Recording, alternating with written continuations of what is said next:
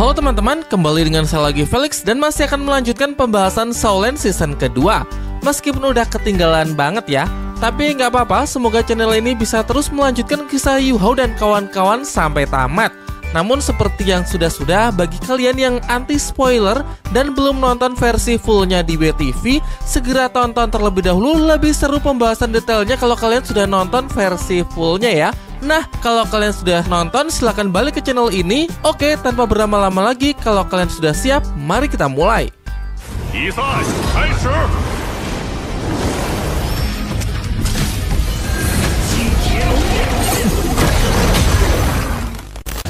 Long Ao Tian makin tidak terhentikan. Setelah ia berhasil mengalahkan Wo Yu Hao, ia juga telah berhasil melempar Xiao Xiao keluar arena. Generasi muda sekte tubuh memanglah luar biasa. Dan di antara tim ini, Long Ao Tian mungkin adalah generasi terkuatnya. Namun Wei Na sedikit merasa cemas karena akibat menerima serangan langsung dari teknik undangan Dewa Kematian yang dilancarkan oleh Yu Hao, Long Ao Tian belum bisa mengeluarkan kekuatan penuh untuk sementara waktu. Di sisi lain, sekte Roh Suci semakin tertarik dengan pertempuran yang semakin memanas. Entah sekte Iblis Salju ataupun sekte Tang yang akan menang, salah satunya akan menjadi lawannya di semifinal nanti.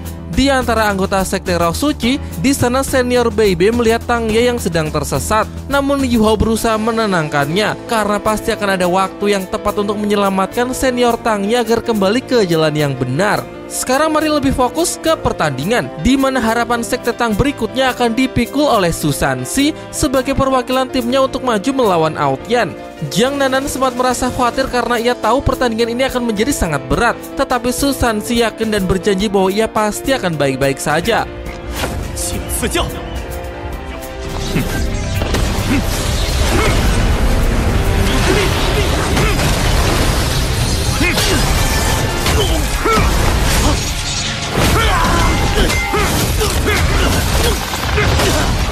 Pertarungan pun dimulai. Keduanya bentrok dengan dahsyatnya, saling mengadu antara pertahanan terkuat melawan serangan terkuat. Namun jelas terlihat bahwa pertarungan ini berat sebelah, di mana sekuat apapun Su Sanxi membangun pertahanan, tapi selalu dapat dihancurkan oleh serangan Long Ao Tian.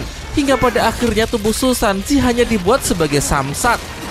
Meskipun begitu, Su Sanxi juga tidak mudah untuk dirobohkan. Usaha kerasnya cukup membuahkan hasil, di mana ia berhasil mendaratkan satu pukulan kuat untuk memukul mundur lawannya. Long Ao Tian respect terhadap semangat bertarung yang ditunjukkan oleh Su Sanxi. Sebagai bentuk penghormatannya, ia bersedia untuk mengerahkan kekuatan terbaiknya.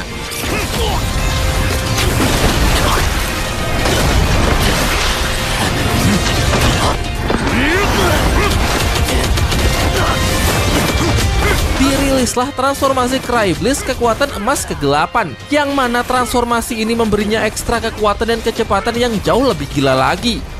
Di pinggir arena, Yu Hao mengamati bahwa Long Ao Tian menggunakan esensi kekuatan roh tubuhnya langsung sebagai senjata, sebuah gaya bertarung yang sebelumnya belum pernah ia lihat. Dan ini mempertegas bahwa sekte tubuh memang mempunyai metode rahasia untuk melatih para muridnya hingga selevel ini.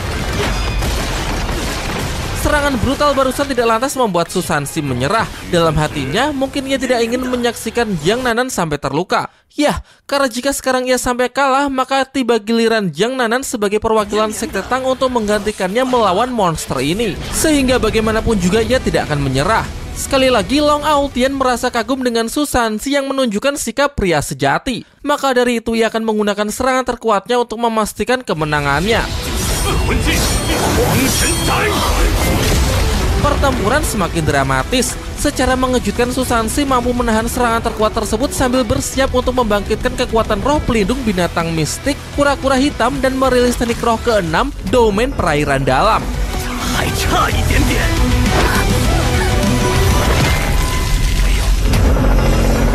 Su Sanxi telah berlatih keras selama bertahun-tahun untuk menguasai teknik domain ini. Bisa dibilang ini adalah teknik rahasianya yang selama ini ia simpan. Sejauh kompetisi memang belum pernah digunakan karena teknik ini sangatlah menguras kekuatan roh, tetapi juga sebanding dengan kekuatannya, di mana musuh yang terperangkap di dalam domain tersebut akan merasakan tekanan air yang sangat kuat. Situasi ini pun memaksa Long Aotian untuk menggunakan kekuatan penuh dengan sekali lagi merilis teknik roh kelima, transformasi langit dan bumi. Padahal dilihat dari kondisinya sekarang, seharusnya teknik ini tidak boleh digunakan dulu karena bisa semakin memperparah luka di tubuhnya. Namun ia sama sekali tidak memperdulikan peringatan dari Weina dan langsung merilis teknik tersebut untuk menghancurkan domain kura-kura milik Susansi.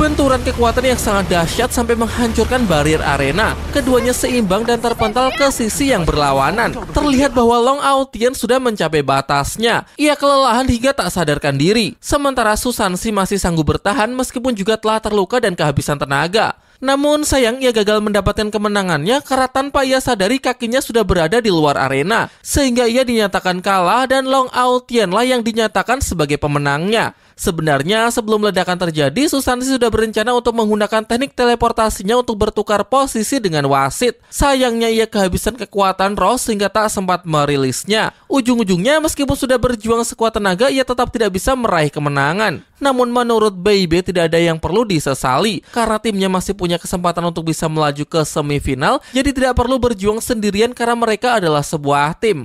Di sisi lain, Weina menyatakan kepada wasit bahwa timnya menyerah di pertandingan individu ini dan ingin segera lanjut ke pertarungan tim. Dengan begini skor sementara adalah 7-3 poin. Tim Sekte Tang memimpin sementara. Tim mana yang akan lolos ke semifinal akan ditentukan oleh pertandingan tim ini.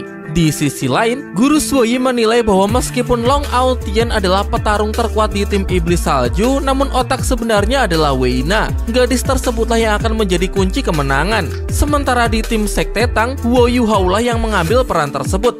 Jadi pemenang dari pertempuran ini akan ditentukan oleh mereka berdua. Sebelum pertandingan dimulai, Weina mengusulkan agar sebaiknya arena pertandingan diperbaiki terlebih dahulu karena telah rusak parah akibat pertempuran barusan. Jika dibiarkan begitu saja, maka hal ini akan mengganggu jalannya pertandingan sekaligus meningkatkan resiko cedera bagi para peserta.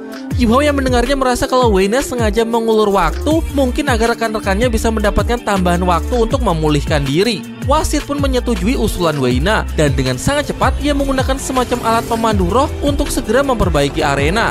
Yuhao benar-benar kagum dengan apa yang ia saksikan karena alat pemandu roh sehebat ini pasti tidaklah mudah untuk digunakan. Tidak heran beliau dijuluki sebagai Feng Hou Dou Luo tak tertembus. Weina masih berusaha mengulur waktu dengan mendatangi tim Sekte Tang untuk mengajak mereka bicara sebentar. Ia mengungkapkan bahwa Sekte Iblis Saljunya memiliki rasa hormat yang tinggi terhadap Sekte Tang. Jadi demi menjaga kekuatan untuk tetap bisa melanjutkan kompetisi dan melawan tim-tim berikutnya, ia harap kedua tim bisa saling menjaga batasan agar menghindari cedera serius dan tidak membahayakan nyawa siapapun. BIB pun menyambut baik ajakan tersebut. Ia berani menjamin bahwa timnya akan selalu menjunjung tinggi nilai sportivitas dan akan selalu menghindari untuk menggunakan cara-cara yang mematikan. Wasit kemudian muncul untuk memotong pembicaraan dan mengingatkan mereka bahwa kedua tim dilarang saling mengobrol saat pertandingan masih berlangsung. Tiba-tiba kita diperlihatkan scene flashback di malam sebelum pertandingan, di mana wasit dipanggil ke istana untuk menemui Pangeran Su Tianran.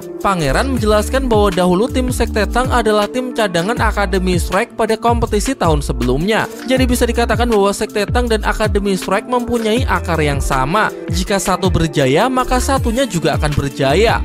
Akademi Shrek telah menjadi juara bertahan dalam kompetisi selama ribuan tahun. Tahun ini, Kekaisaran Liyue mendapatkan kesempatan untuk menjadi tuan rumah, sehingga kemenangan dari keduanya tidak bisa dibiarkan. Lagi pula, kebangkitan dari Sekte Tang juga bisa menjadi ancaman bagi Kekaisaran Liyue di masa depan. Selain itu, Kekaisaran Liyue juga masih menyimpan dendam terhadap Sekte Tubuh yang sudah menyerang Aula Mingde. Dan kali ini Sekte Tubuh diam-diam memakai nama Sekte Iblis Salju untuk mengikuti kompetisi. Jadi tim ini juga tidak boleh sampai menjadi juara. Setelah mendengar pernyataan tersebut, wasit mengerti apa yang dimaksud oleh Pangeran Su Tianran, yaitu menghancurkan ketiga tim tersebut. Scene kembali ke masa sekarang, di mana kedua tim berada di atas arena dan sudah siap untuk memulai pertandingan.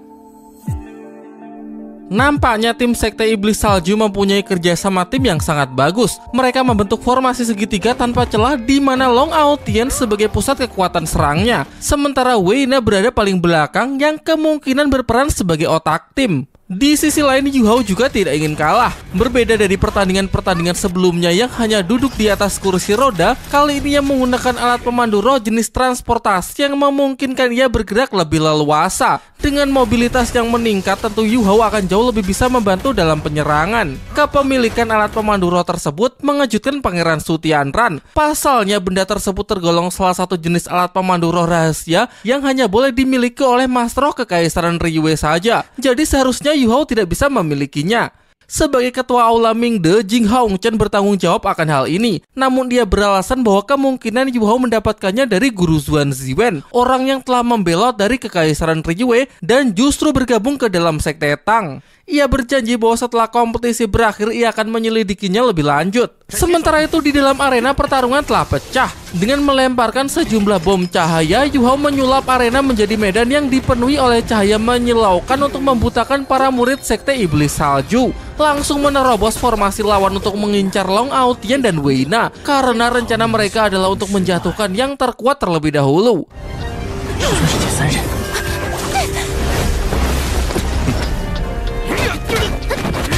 Namun tidak semudah itu. Wei Na mempunyai kemampuan mental tingkat tinggi untuk meningkatkan kelima panca indera rekannya. Jadi meskipun penglihatan terganggu, keduanya sanggup memberikan perlawanan. Dari sini Yu Hao akhirnya menyimpulkan bahwa Wei Na pasti mempunyai roh pelindung ganda, yaitu roh pelindung teratai salju dan roh pelindung beratribut mental. Dalam sekejap tim Sekte Iblis Salju sanggup membalikan situasi akibat tim Sekte Tang yang gagal dalam mengeksekusi serangan awal, dan sebaliknya tim Sekte Iblis Salju mampu mengambil alih keunggulan. Dengan memastikannya menggunakan mata iblis ungu, Yu Hao dapat mengetahui bahwa roh pelindung kedua Wei Na adalah jenis roh pelindung tubuh, yakni otak. Tetua Muen pernah menjelaskan bahwa semakin penting bagian tubuh yang menjadi roh pelindung tubuh, maka akan semakin kuat pula roh pelindung tersebut. Dan jelas otak adalah bagian terpenting dari tubuh manusia. Bahkan lautan roh pun juga tersembunyi di dalam otak. Jadi tidak heran kekuatan mental Putri Wei Na benar-benar dahsyat. Jika dilihat dari segi ini, harus diakui bahwa roh pelindung tubuh mata spiritual milik Yu Hao kalah telak jika dibandingkan roh pelindung tubuh otak milik Wei Na. Namun teknik dukungan mental Wei Na mempunyai kelemahan, di mana saat mengaktifkan teknik tersebut pergerakannya akan menjadi lebih lambat. Selain itu, teknik dukungan mental Wei Na hanya bisa diberikan kepada satu orang saja, tidak seperti Yu Hao yang bisa memberikan kepada banyak orang sekaligus. Di sisi lain, Wei Na memerintahkan Long Ao Tien untuk fokus menargetkan Wo Yu Hao karena ia tahu seberapa berbahayanya bocah tersebut. Namun sayangnya tubuh Long Ao Tien masih dalam pengaruh serangan undangan Dewa Kematian yang dilancarkan Yu Hao di pertarungan sebelumnya. Jadi ia masih membutuhkan lebih banyak waktu untuk mengumpulkan kekuatan, sehingga ia ingin rekan-rekannya membantunya untuk mengulur waktu. Dan saat kekuatannya terkumpul, baru ia bisa masuk ke transformasi terkuatnya untuk mengeliminasi Wo Yu Hao. Akan tetapi ini akan sulit karena banyak orang yang harus dilangkahi terlebih dahulu jika ingin menyentuh Yu Hao. Xiao Xiao berusaha menekan ke-6 lawannya sekaligus, dibantu oleh Su Sanxi menggunakan domain kura-kura hitam miliknya. Situasi semakin memojokkan tim Sekte Iblis Salju, membuat strategi Wei Na menjadi kacau balau, sehingga ia pun terpaksa mengubah rencananya, di mana sekarang ia ingin mengerahkan seluruh kekuatannya dalam teknik yang bernama teratai pemurnian jiwa untuk memberikan dukungan penuh kepada Long Ao Tien agar bisa pulih lebih cepat.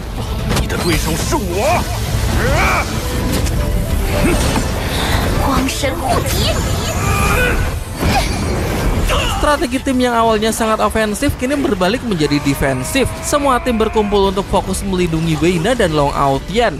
Bangkitnya Long Ao Tien memanglah menjadi kunci kemenangan tim Sekte Iblis Salju. Begitu berhasil pulih, maka sendirian saja ia bisa mengacak-ngacak Yu Hao dan kawan-kawannya. Yah, karena Long Ao Tien benar-benar monster yang sudah beda level. Dan akhirnya apa yang dikhawatirkan oleh Wo Yu Hao benar-benar terjadi. Berkat bantuan dari Wei Na dan yang lainnya, Long Ao Tien kini sudah benar-benar pulih dan siap untuk mengamuk. Ia pun seketika bertransformasi ke wujud terkuatnya dan dalam sekejap mampu melenyapkan tekanan dari para anggota tim Sekte Tang.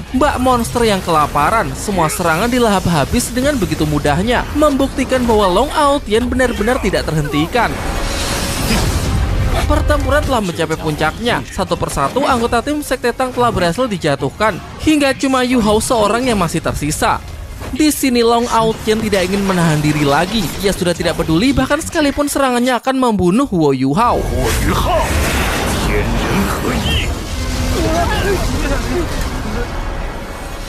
Dengan ini, apakah perjalanan tim Sekte Tang dalam kompetisi Master Elite akan berakhir?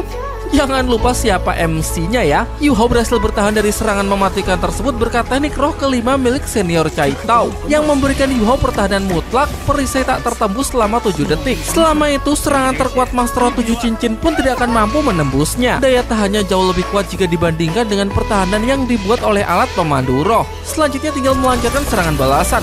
Sebuah tembakan diarahkan tepat menargetkan Long Aotian, yaitu cahaya pengikat tingkat 7, menciptakan sebuah kubus yang sepenuhnya mengunci seluruh pergerakannya. Bahkan menurut tetua Jing Hongchen, saking kuatnya penjara tersebut bisa mengekang seorang Feng Hou Doluo selama beberapa saat. Hal ini membuatnya sangat kagum terhadap kemajuan Sekte Tang yang mampu membuat alat pemandu roh sehebat ini. Hanya dalam sesaat tim Sekte Tang mampu mendominasi pertempuran, membuat tim Sekte Iblis Salju tertekan sepenuhnya. Kemudian bersama dengan Wang Dong, Yu Hao merilis teknik roh gabungan jalan keemasan untuk tetap mengunci Long Aotian, biarpun cuma sementara, karena harus diakui bahwa Long Aotian memang benar-benar monster. Namun waktu sesingkat ini sudah cukup bagi Wang Dong dan Wu Yu Hao untuk merilis teknik roh pelindung gabungan kedua. Serangan ini akan menjadi serangan yang mengakhiri pertempuran sekaligus menunjukkan siapakah MC-nya.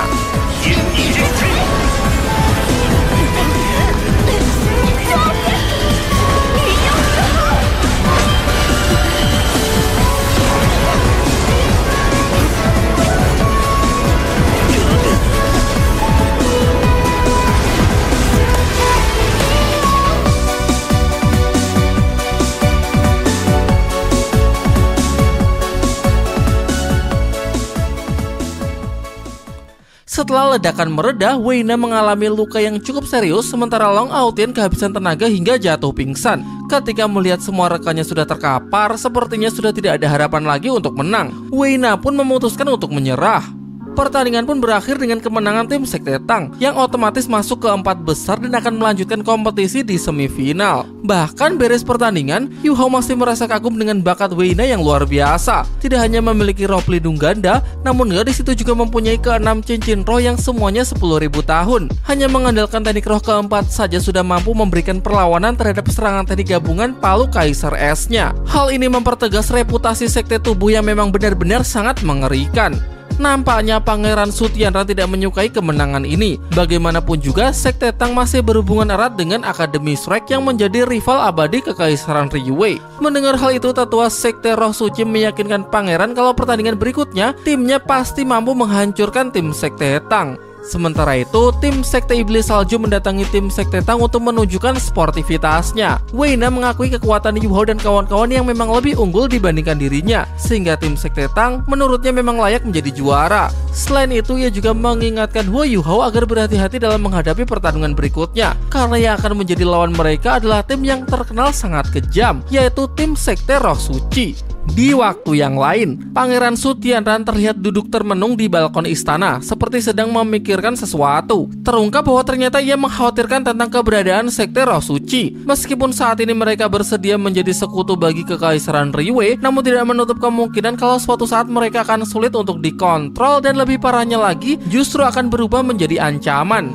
Terlebih lagi jika sampai tim Sekte Roh Suci sampai keluar sebagai juara kompetisi, maka tekanan politik yang harus dihadapi akan semakin besar. Jika bukan demi menghadapi Akademi Shrek dan Sekte Tubuh, ia tidak akan mau bekerja sama dengan Sekte Kotor tersebut. Namun terlepas dari siapapun yang menjadi juara kompetisi, ia akan tetap pada rencana. Seluruh generasi muda jenius yang menjadi peserta kompetisi hanya akan ia beri 2 pilihan: bersedia tunduk atau dibinasakan.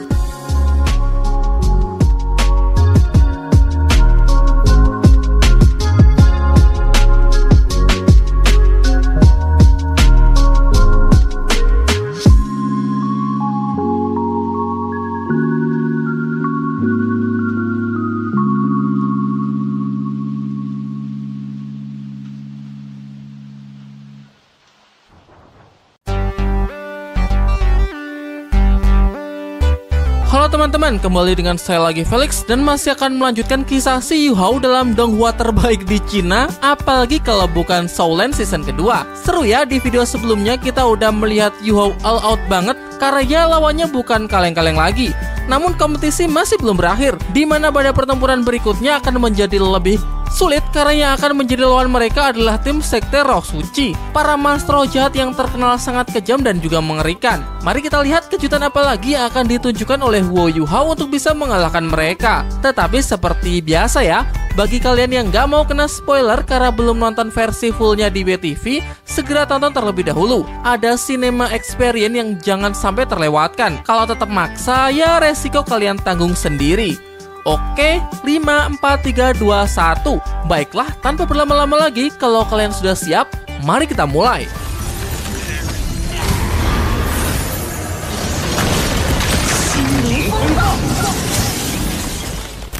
Pada malam harinya, ketika tim Sekte Tang sedang membahas rencana untuk mengalahkan tim Sekte Roh Suci, Putri Weina datang berkunjung. Ia menyampaikan rasa terima kasihnya karena pada pertandingan sebelumnya, Yuhao bersedia menahan diri saat sedang menyerang Long Aotian untuk menghindari luka fatal. Ia sempat merasa khawatir karena sebenarnya Aotian adalah tunangannya.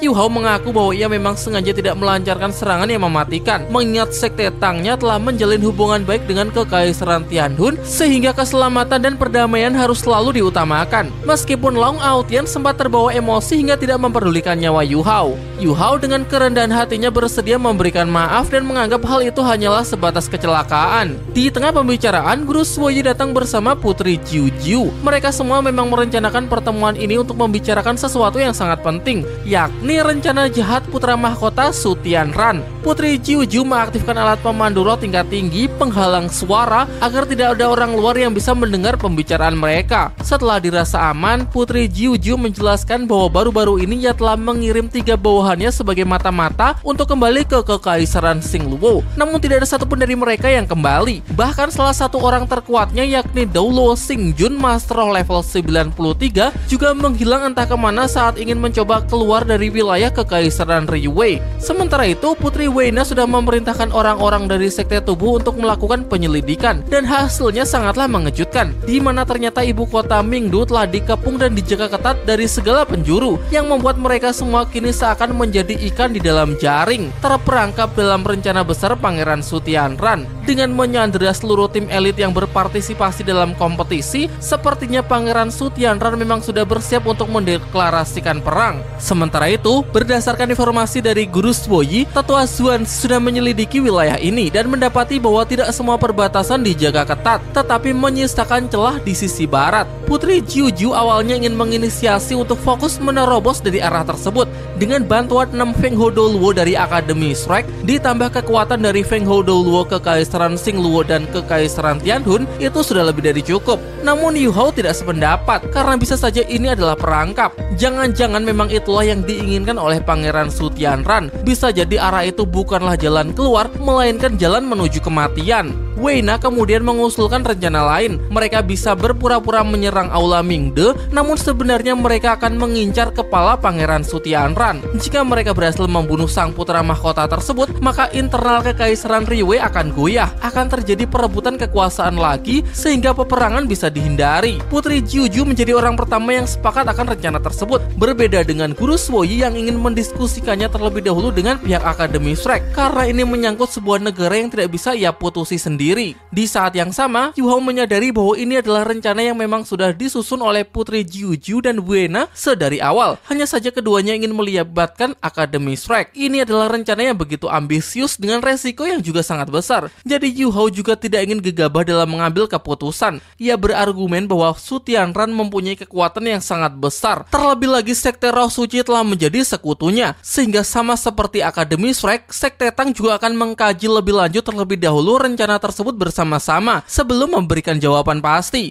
setidaknya sampai babak semifinal kompetisi selesai. Tak lama setelah pergi, Putri Jiujiu kembali untuk menyampaikan informasi dari mata-matanya mengenai salah seorang master roh jahat yang dulu adalah murid Akademi Shrek, bernama Ma Xiao Tao. Orang-orang berjubah hitam dari Sekte Roh Suci menyebutnya Putri Suci Api Phoenix. Kalau kalian lupa, Mas Yotao adalah mantan ketua dari 7 Monster Strike pada kompetisi Master of Elite di tahun sebelumnya. Ketika bertarung sengit melawan tim Kekaisaran Ryuwei, ia terkena serangan pedang penghakiman yang memicu mutasi roh pelindung api Phoenix-nya yang mengubahnya menjadi Master jahat. Tatua Muen kemudian menyegelnya, namun ia berhasil dibebaskan dan kemudian direkrut oleh Sekte Roh Suci. Selama bertahun-tahun pihak Akademi Strike mencari keberadaannya, namun hasilnya tetaplah nol. Jadi informasi dari Putri Jiu Jiu tersebut sangatlah mengejutkan, sekaligus memberikan Yu Hao harapan untuk kembali membawa pulang senior Mas Yotao. Guru Suoyi pikir informasi tentang Mas Yotao mungkin adalah umpan agar Akademi Strike bersedia join dalam rencana tersebut. Dan sebenarnya jika dipikir-pikir, rencana untuk membunuh Pangeran Su Tianran bukanlah ide yang buruk. Dari yang Cai Tao ketahui, Kaisar Kekaisaran Ryuwei saat ini bisa naik tahta melalui kudeta. Namun setelah naik tahta, kekuasaannya tidaklah stabil dan berbagai pihak masih berusaha untuk memperebutkan kekuasaan. Situasi politik sangat kacau dalam waktu yang lama. Di antara Pangeran, Su Tianran bangkit dengan tangan besinya, hingga pada akhirnya ia berhasil memenangkan posisi putra mahkota untuk mengamankan tahta. Selama bertahun-tahun ia terus membangun kekuasaannya, dan hasilnya kini berbagai pihak Kekaisaran Ryuwei telah berada di bawah kendalinya. Meskipun saat ini masih belum menduduki tahta kaisar, namun pada kenyataannya dialah yang mengontrol seluruh Kekaisaran Ryuwei. Karena kaisar yang sekarang sudah sangat lemah, terlebih lagi Su Tianran adalah orang yang mempunyai ambisi besar untuk menguasai seluruh benua Daoluo, haus akan peperangan. Jadi saat ia berkuasa penuh, maka tidak lama lagi peperangan pasti akan segera meletus. Kembali ke rencana sebelumnya, Guru Suoyi menilai bahwa kematian Pangeran Su Tianran memang akan memicu konflik internal kekaisaran. Hal ini bisa menunda perang dan memberi waktu lebih banyak bagi negara lain untuk menyiapkan diri. Meskipun ini akan menjadi rencana yang sangat sulit, mengingat Su Tianran sudah memiliki Jing Hongchen di sisinya dan Sekte Roh Suci yang memberikan dukungan penuh. Namun tetap saja rencana ini patut untuk dipertimbangkan. Sebelum pergi, Guru Suoyi berjanji akan mencari cara untuk menyelamatkan Mas Yotao, tentu juga dengan Tangya. Selain itu, ia berpesan terutama kepada Bei Bei agar tidak mencampur adukan emosi pribadi saat tim mereka besok bertanding melawan tim Sekte Roh Suci. Saat akan kembali ke kamarnya, di lobi hotel, Yu Hao bertemu dengan Wang Xiu'er. Di sini Wang Xiu'er memuji penampilan tim Sekte Tang dalam pertarungannya melawan Sekte Iblis Salju yang sangat mengesankan. Jadi ia harap lakukan hal yang sama besok saat berhadapan melawan Sekte Roh Suci. Dengan begitu, maka tim Sekte Tang bisa bertemu dengan tim Akademi Strike di babak final. Tidak terasa perjalanan kompetisi Master Elite sudah berlangsung selama sebulan penuh, dan sekarang sudah dapat ditentukan 4 tim terkuat yang akan lanjut ke babak semifinal. Mereka adalah tim Akademi Strike, tim Sekte Tianlong, tim Sekte Tang, dan tim Sekte Roh Suci. Para penonton bersorak meriah untuk memberikan dukungan kepada masing-masing tim favorit mereka. Namun terkecuali tim Sekte Roh Suci, tidak ada dukungan untuk tim ini. Dan sebaliknya, tim Sekte Roh Suci justru mendapatkan celaan dan hinaan dari para penonton. Hal ini karena seluruh anggota tim ini terdiri dari para Master jahat yang sangat dibenci oleh masyarakat. Ditambah lagi selama kompetisi, mereka selalu menyiksa bahkan sampai tidak segan untuk membunuh lawannya dengan keji. Meskipun sebenarnya Sekte Roh Suci adalah satu-satunya tim dari Kekaisaran Ryuwei yang berhasil masuk ke semifinal, namun tetap saja tidak ada masyarakat yang mau mendukung tim tersebut. Tidak peduli seberapa besar ketidaksukaan rakyat Kekaisaran Ryuwei terhadap kerajaan lain di dataran Daoluo, Master jahat tetaplah musuh bersama. Dan jika sudah menyangkut Master jahat, maka tidak ada orang waras yang bisa menerima mereka. Bahkan Yu Hao yakin pemerintah Kekaisaran Ryuwei sekalipun pasti juga punya sikap yang sama. Jika sampai Master jahat memenangkan kompetisi ini, maka sebagai tuan rumah, Kekaisaran Ryuwei pasti akan menjadi bahan tertawaan. Atau setidaknya hal itu akan menjadi aib terbesar dalam sejarah turnamen elit Master di benua. Di sisi lain, terlihat Susansi yang berusaha menenangkan Bei Bei yang sempat terbawa emosi saat melihat Tangya di barisan para Master jahat. Namun bentrokan mereka masih belum dimulai, karena yang bertanding pertama kali ini di semifinal adalah tim Akademi Strike melawan tim Sekte Tianlong. Jika dilihat dari segi kekuatan tim, keduanya hampir seimbang, di mana kekuatan utama sama-sama berada di tangan para kaptennya, sedangkan masing-masing anggota tim juga sama-sama tidak ada yang lebih menonjol. Pertandingan individu, langsung saja maju Wang Xiu'er melawan Yu Tianlong. Pertarungan sesama kapten tim. Yu Tianlong menawarkan pertarungan tunggal, tidak ada perwakilan kedua dan seterusnya, serta meniadakan pertarungan tim. Hanya antara dia dan Wang Xiu'er yang akan menentukan siapakah yang akan lolos ke babak final. Ia juga menawarkan taruhan, barang siapa yang kalah maka harus bersedia bergabung ke pihak yang menang. Tantangan diterima, dan pertarungan pun seketika pecah.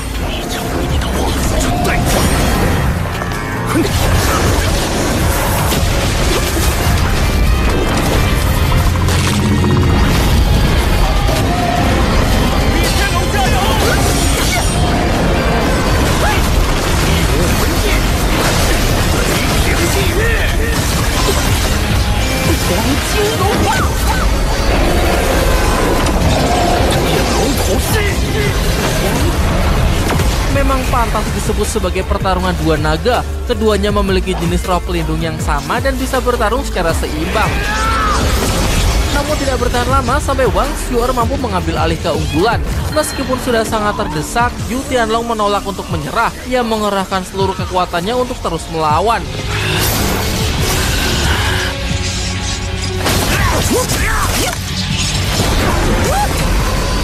Namun tetap saja, Wang Xiu'er masih tetap jauh lebih unggul. Ia bahkan nyaris mematahkan kedua lengan lawannya jika saja Yu Tianlong masih keras kepala.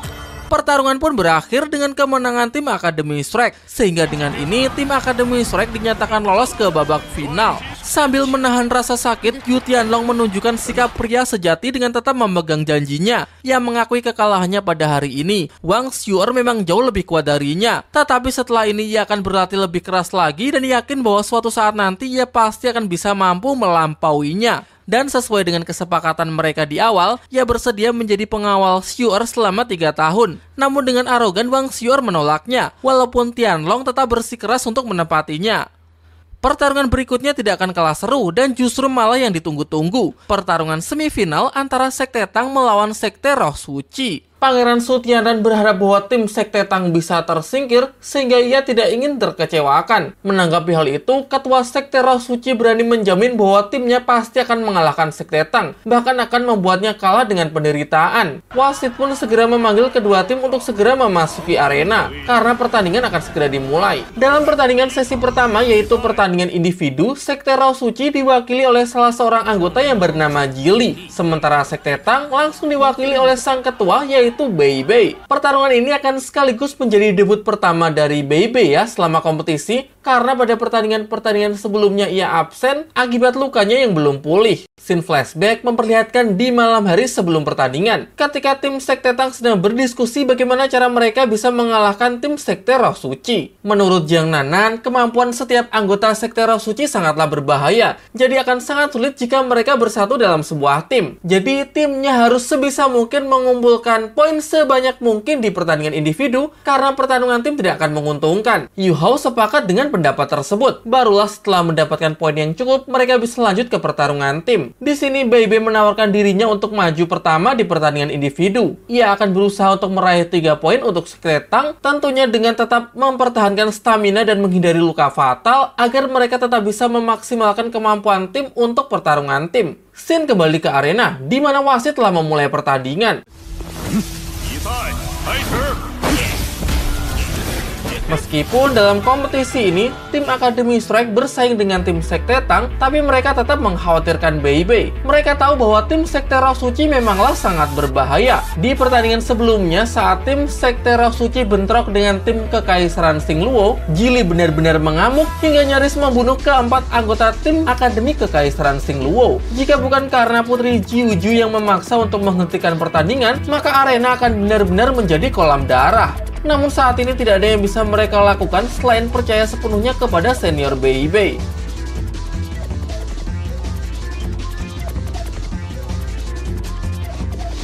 Jili adalah master roh jahat yang mengandalkan lidah panjangnya untuk menyerang. Ia bertransformasi menjadi monster yang sangat mengerikan yang Yu Hao sebut sebagai monster pemakan otak. Lidah panjangnya menjadi sangat kuat, bahkan bisa menembus dahi dan menghisap sumsum otak targetnya.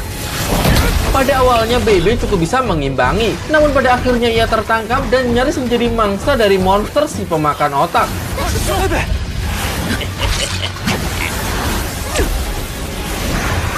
Tentu saja sebagai ketua tim Sekte Tang dia tidak akan selemah itu. Jangan lupa bahwa dulu tetua Muen pernah menganugerahinya dengan kekuatan naga murni. Kala itu ia menyempurnakan roh pelindung naga tiran petir biru milik Bei Bei yang telah setengah bermutasi menjadi lebih sempurna dengan menstabilkan darah naga suci cahayanya.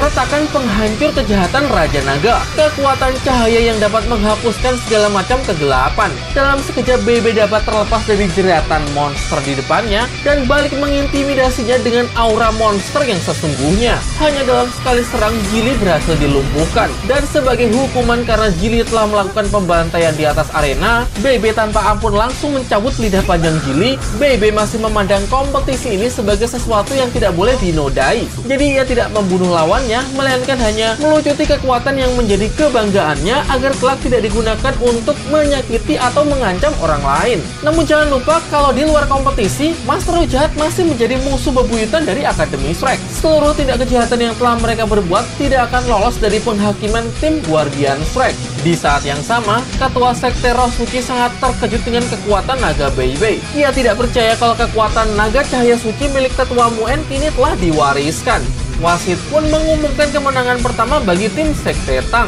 Bebe dengan gagah berdiri di atas arena menunggu perwakilan Sekte Roh Suci berikutnya yang akan ia hancurkan. Perwakilan berikutnya bernama Wang Xiaolei. Masih dengan kekuatan Master Roh Jahat, dengan kekuatan kegelapan, ia berusaha menjebak Bebe. Bebe dengan mudah dapat memblokade seluruh serangan yang diarahkan kepadanya.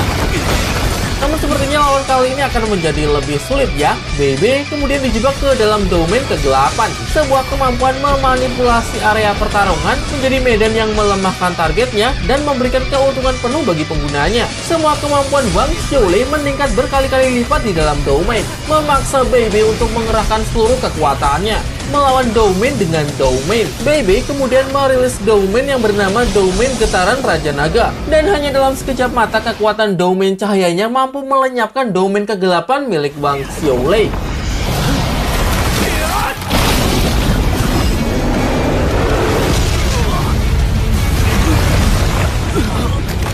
Sekali lagi kemenangan telak bagi tim Sekte Tang. Bahkan saking kuatnya kekuatan naga tersebut, Putri Juicy sampai menarik kata-katanya kembali, di mana sebelumnya ia mengatakan bahwa kekuatan naga terkuat dipegang oleh Wang Xiu'er. Kini gelar tersebut sepertinya lebih pantas diberikan kepada Bei Bei. Dan sekali lagi, Ketua Sekte Roh Suci sangat terkesima dengan kekuatan Bei Bei. Ia pun jadi punya kekhawatiran bahwa kelak Bei Bei akan menjadi Douluo Naga Suci yang baru. Jadi daripada ambil resiko dengan membiarkannya tumbuh berkembang mencapai potensi terkuatnya dan akan menjadi ancaman di masa depan, sebaiknya ia harus membunuhnya hari ini. Shin kembali ke arena, di mana senior Bebe akan menghadapi lawan ketiganya. Dan pertandingan ini akan menjadi sangat emosional karena lawannya adalah Tangya. Tidak cuma ingatan dan kepribadiannya yang berubah, namun ia juga berganti nama menjadi Lan Yin. Sebelum pertarungan dimulai, diperlihatkan scene flashback pasca Tangya meninggalkan Akademi Shrek. Seorang diri yang mendatangi sebuah markas sekte yang bernama Sekte Darah Besi. Ia datang tanpa undangan dan langsung membuat keributan dengan dalih ingin menagih hutang.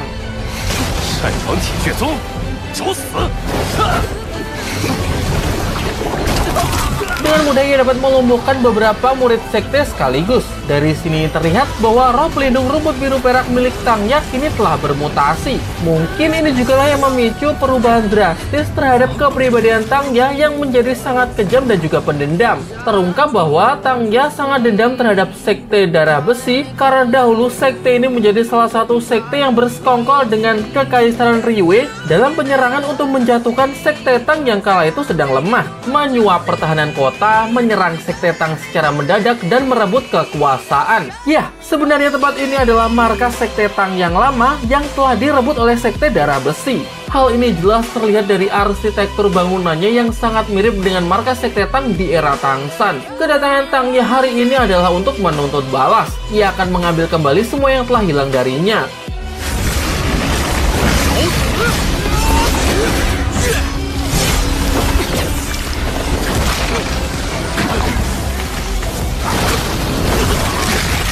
Seorang dirinya benar-benar mampu membantai seluruh murid dari Sekte Darah Besi. Meskipun tak lama bala bantuan telah tiba, namun semuanya dibabat habis oleh Tangya, bahkan termasuk sang ketua sekte.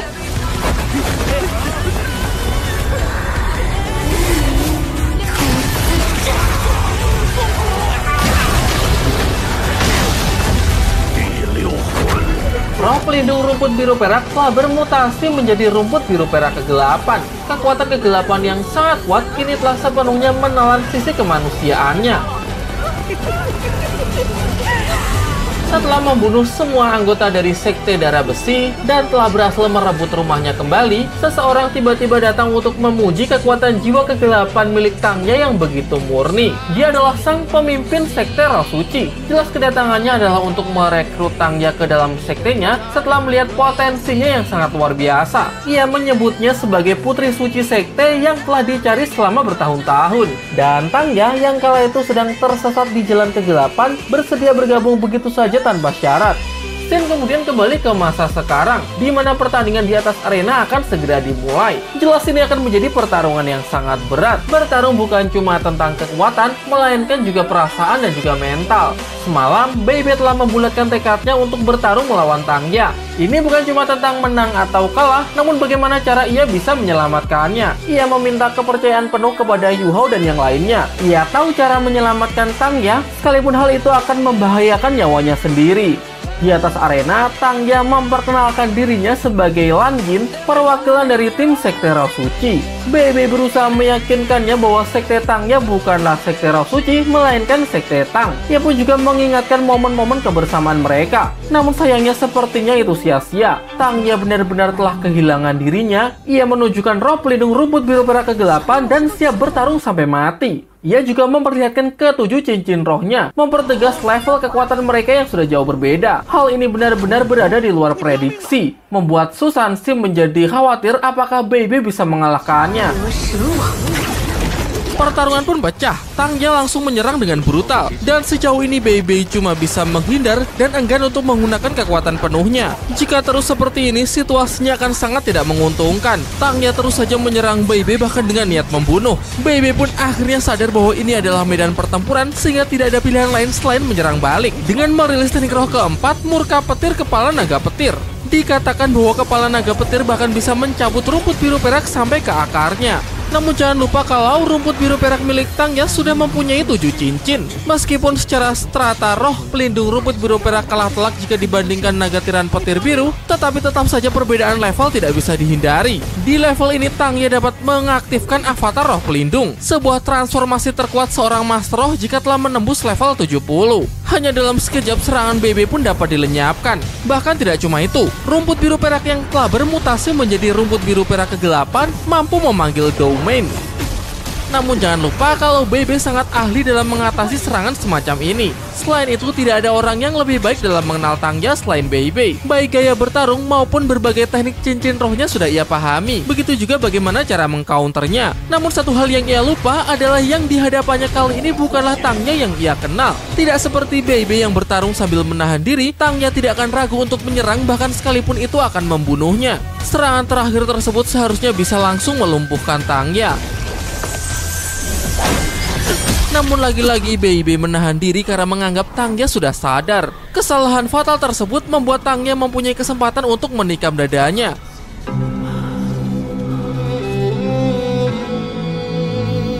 Pemandangan ini jelas membuat semua orang menjadi syok, termasuk Guru Suoyi. Ia pikir Bebe terlalu ceroboh karena sampai mempertaruhkan nyawanya sendiri dengan harapan Tangya akan mendapatkan kembali ingatannya. Sang ketua Sekte Roh Suci mendesak Tangya agar segera menghabisi Bebe. Jangan sampai Doluo Dewa Naga terlahir kembali. Di mana pada 100 tahun yang lalu Tetua Muen Sang Doluo Dewa Naga berulang kali menggagalkan rencana besar sektenya. Dengan kematian Bebe, maka ketua Sekte Roh Suci bisa memastikan bahwa Doluo Dewa Naga akan benar-benar punah.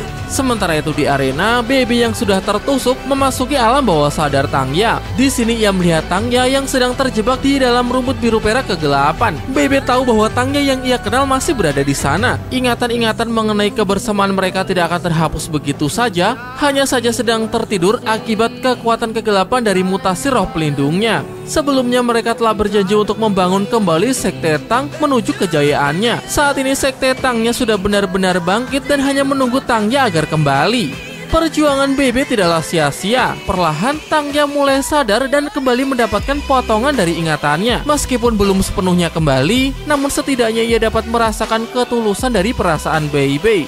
Di sisi lain, pemandangan ini membuat Wang Xior sangat tersentuh. Ia menyadari bahwa inilah cinta sejati, yaitu rela mengorbankan nyawa demi orang yang dicintai.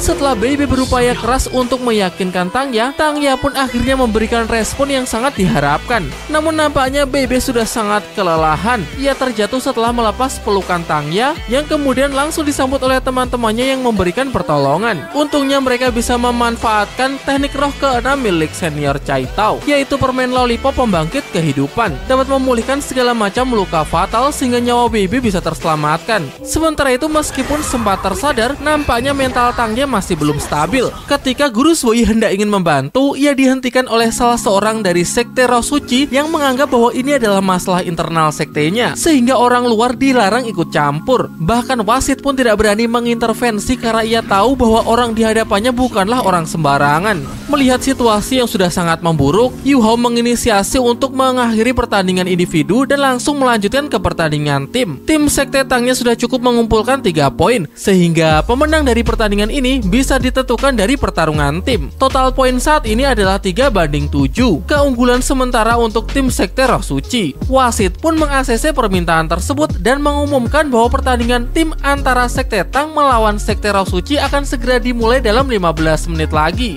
Jadi ia harap kedua tim bisa menggunakan waktu tersebut untuk mempersiapkan diri. Bebe yang mengalami luka parah segera dibawa ke pinggir arena untuk mendapatkan perawatan. Menurut Guru Shuyi, untung saja Tangya tidak melepaskan kekuatan tombak Raja Rumput Biru Perok ke-8 sehingga titik vital Bebe masih bisa aman. Kekuatan roh pelindung Bebe tidak terkena invasi kejahatan sehingga nyawanya tidak akan terancam. Selain itu, kekuatan roh pelindung naga tiran petir biru setelah dibimbing oleh Tetua Muan secara langsung kini telah sepenuhnya bangkit menjadi naga cahaya suci. Sangat efektif dalam melawan kekuatan dari para master roh jahat. Dahulu saat Tetua Muan masih muda dan berkelana di dataran Dauluo, kekuatan naga cahaya sucinya telah membunuh banyak master roh jahat. Dan sekarang sekte Roh Suci melancarkan serangan mematikan kepada Bebe. Hal ini jelas membuktikan bahwa mereka takut Bebe akan tumbuh menjadi Dauluo naga suci yang lain. Di sisi lain, Yu Hao yakin bahwa perjuangan senior Bebe tidaklah sia-sia. Berkat pengorbanannya, kini pasti senior Tangya sudah mendapatkan sebagian dari ingatannya. Tetapi sayang pihaknya masih belum bertindak karena saat ini mereka berada di Kekaisaran Liyue yang jauh dari perlindungan Akademi Shrek. Selain itu, entah berapa banyak anggota sekte Roh Suci yang berada di sekitar sini, sehingga tindakan gegabah dan sembarangan akan berakibat fatal. Lebih buruknya lagi, mereka bisa saja menyalakan api peperangan. Jadi menurut Yu Hao akan jauh lebih bijak jika mereka mau bersabar dan menunggu waktu yang tepat.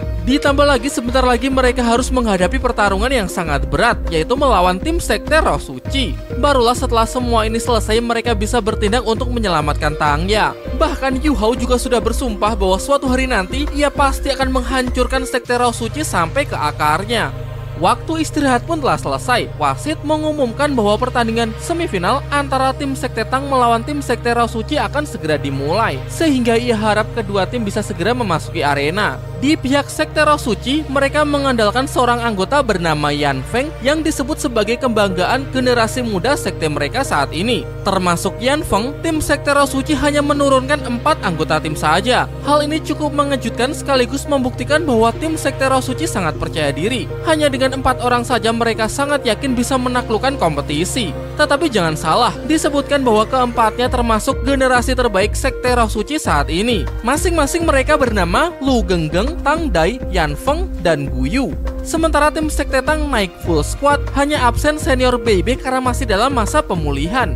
Sebelum bertarung, Yu Hao mencoba menganalisis kekuatan tim lawan. Terlihat meskipun hanya 4 orang, posisi mereka sangat rapat, menyatu dalam serangan dan pertahanan. Gabungan kekuatan roh dari keempat orang tersebut mungkin setara dengan 6 orang di pihaknya, atau bahkan lebih tinggi. Yan Feng pasti akan berperan sebagai ujung tombak formasi. Kekuatan roh pelindungnya pasti sangat unggul baik dalam serangan maupun pertahanan. Lu Genggeng dan Tang Dai di kedua sisi mungkin master roh tipe serangan cepat dan pertahanan. Pihaknya harus waspada dengan kemampuan unik mereka sebagai master roh jahat. Sementara Gu Yu yang menempati posisi paling belakang kemungkinan besar adalah master roh tipe pendukung. Belum diketahui kemampuan pendukung jenis apa, entah dukungan untuk memperkuat timnya sendiri atau justru dukungan negatif yang akan melemahkan tim sekte Tang. Masing-masing anggota tim sekte Roh Suci sudah mulai bergerak dan menunjukkan kekuatan roh pelindungnya masing-masing. Ada juga yang memanggil kekuatan dari Raja Tengkorak, ada yang bertransformasi menjadi monster mengerikan, makhluk buas yang mempunyai serangan sangat kuat dan juga beracun.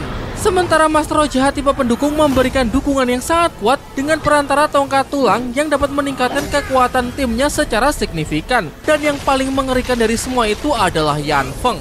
Di sini ditujukan roh pelindungnya yang merupakan salah satu roh pelindung paling legendaris, yaitu naga tulang. Selama ribuan tahun roh pelindung ini tidak pernah muncul. Hanya ada satu pemilik dalam sejarah, yaitu salah satu tetua legend di Sekte Cahaya Pagoda Qibao, yaitu Gurong Sang Douluo Naga Tulang. Bersama dengan rival abadi sekaligus sahabat sejatinya, yaitu Chen Xing Sang Douluo Pedang, keduanya berjuang dan rela mengorbankan diri dalam peperangan melawan balai roh pelindung pada ribuan tahun yang lalu. Namun tidak disangka dan sangat disayangkan bahwa keturunannya malah jatuh menjadi Master Roh jahat. Jelas para penonton mengecam dan menunjukkan ketidaksukaannya terhadap para Master Roh jahat yang berkumpul di atas arena. Hal ini membuat Pangeran Su Tianran menjadi bimbang. Kedekatannya dengan para Master Roh jahat akan membuat citranya menjadi buruk. Mengingat ia adalah calon pemimpin di Kekaisaran Liyue, ia harus memperbaiki citranya agar mendapatkan kepercayaan dari masyarakat. Jadi bagaimanapun juga ia tidak bisa membiarkan Sekte Roh Suci menjadi juara pada kompetisi ini. Ia mengibaratkan bahwa Sekte Roh Suci adalah senjata tajam yang lebih baik tetap tersembunyi di dalam kegelapan.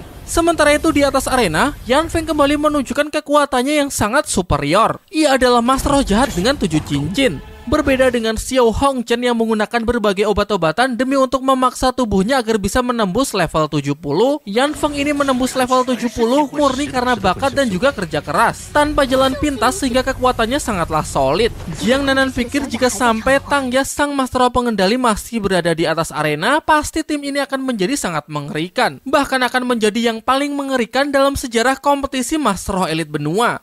Begitu pertandingan dimulai, Yu Hao langsung menginisiasi untuk mendapatkan keunggulan di awal. Chaito mengarahkan meriam alat pemandu rohnya ke arah Susansi. Menunggu ketiga Master Roh penyerang lawan maju, meninggalkan Master Roh tipe pendukung di paling belakang. Dan di waktu yang tepat Susansi bertukar posisi dengan Master Roh pendukung tersebut, sehingga meriam Chaito kini diarahkan untuk melumpuhkan musuh.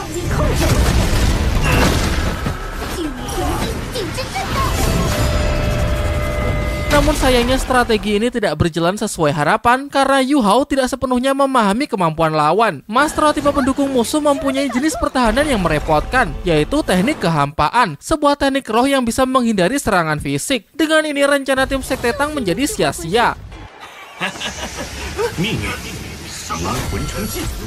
Tapi bohong. Tidak masalah jika serangan fisik tidak mempan, jangan lupa kalau Yu Hao juga mempunyai serangan mental. Serangan tersebut pun sukses melumpuhkan Buyu. Yan Feng yang pada awalnya berencana untuk menyelamatkannya, berbalik rencana untuk menyerang Susansi.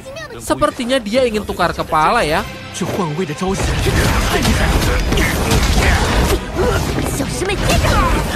Namun jangan pikir Susansi akan diam saja. Ia langsung mengaktifkan domain kura-kura hitamnya untuk menjebak lawan. Sementara di saat yang sama, Wang Dong melanjutkan rencana Yu Hao untuk melumpuhkan Master Roh tipe pendukung terlebih dahulu. Atribut cahaya memang musuh alami dari kegelapan. Dengan ini, satu musuh telah tumbang. Menyaksikan rekannya yang sudah tidak bisa diselamatkan, Yan Feng jadi berusaha sekuat tenaga untuk menghabisi Susansi agar di situasi ini timnya tidak terlalu dirugikan. Seluruh musuh yang berkumpul di sekitar Susansi akan menjadi sasaran empuk. Yu Hao dan Wang Dong merilis teknik roh gabungan ketiga, yaitu Badai Psikis. Kemudian bertukar posisi dengan Susansi dan melepaskan teknik gabungan tersebut untuk melumpuhkan ketiga lawannya sekaligus. Ia juga memerintahkan Chaito dan Xiao Xiao untuk membantunya lebih menekan lawan.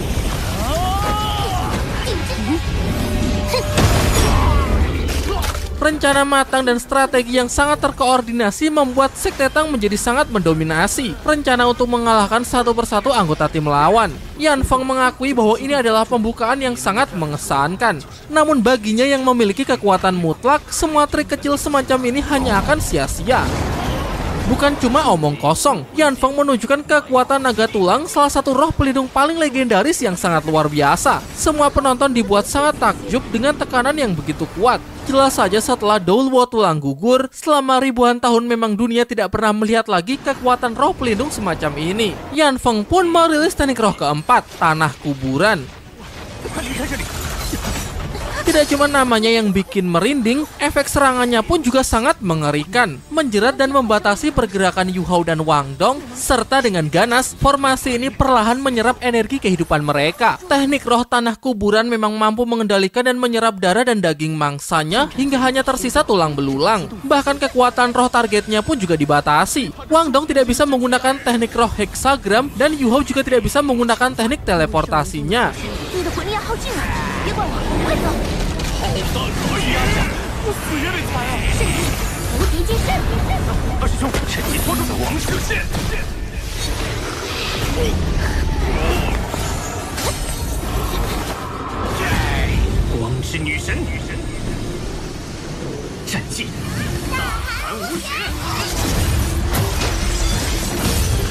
Untungnya berkat bantuan dari Jiang Nanan dan wujud roh Putri Salju, Yu Hao berhasil keluar dari situasi sulit. Setelah terbebas, Wang Dong langsung maju menyerang dengan mengaktifkan teknik roh ke-6, yakni tarian Dewi Kupu-Kupu. Di mana selama kompetisi ini adalah pertama kalinya Wang Dong menggunakan teknik tersebut. Situasi sulit ini membuat Yan Feng tidak ingin menahan diri lagi. Ia langsung mengaktifkan wujud roh pelindungnya. Terasa aura es jahat yang sangat mengerikan menyertainya. Yan Feng kemudian mengincar Jiang Nanan yang masih berada di dalam domainnya.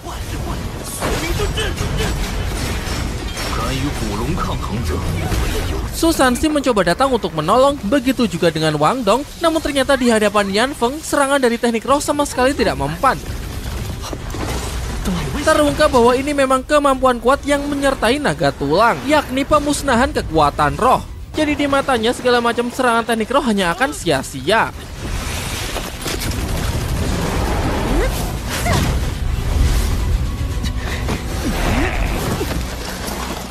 Yan Feng dengan kekuatan naga tulangnya benar-benar tidak terhentikan. Seorang diri ia bisa mengobrak-ngabrik seluruh tim Sekte Tang, mengobrak-ngabrik rencana Yu Hao, dan menelan mereka ke dalam keputusasaan.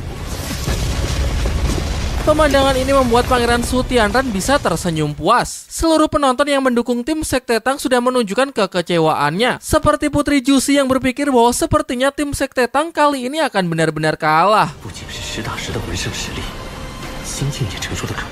Sebuah serangan yang sangat kuat menargetkan Yu Hao. Yu Hao pun bereaksi dengan merilis teknik perlindungan Raja Es untuk melindungi dirinya. Namun sepertinya hal itu akan sia-sia. Ia pun terpaksa merilis teknik roh yang selama ini ia simpan. Sebuah kekuatan rahasia yang akan menjadi kartu as terakhirnya, yaitu kebangkitan kedua roh pelindung tubuh tingkat perak.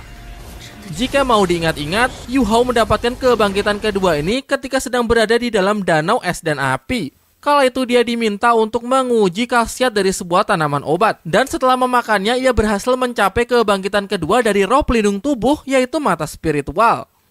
Yu Hao memang sengaja menyembunyikan kekuatan tersebut untuk menghadapi situasi seperti ini. Bersamaan dengan itu, lengan kirinya telah berhasil pulih sehingga ia bisa menangkis sekaligus memberikan serangan balasan.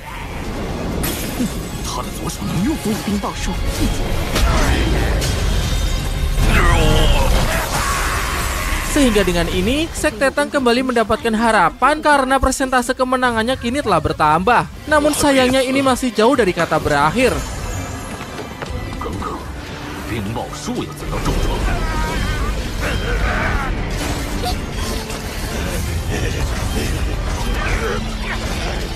Yan Feng merilis teknik roh ke-6, yaitu pasang surut es jahat. Tak sempat menghindar karena serangan datang dengan begitu cepat. Akibatnya Yu Hao dan Wang Dong sama-sama terkunci di dalam es, hingga sebuah serangan mematikan datang untuk melenyapkan keduanya.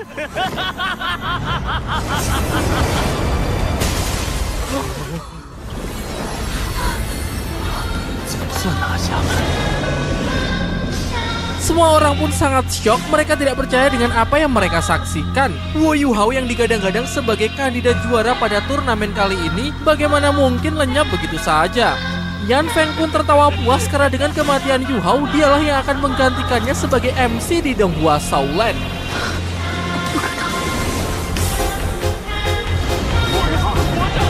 Namun sayangnya ini cuma prank. Tentu saja Yu Hao dan Wang Dong masih hidup karena ini adalah bagian dari rencana skenario mereka.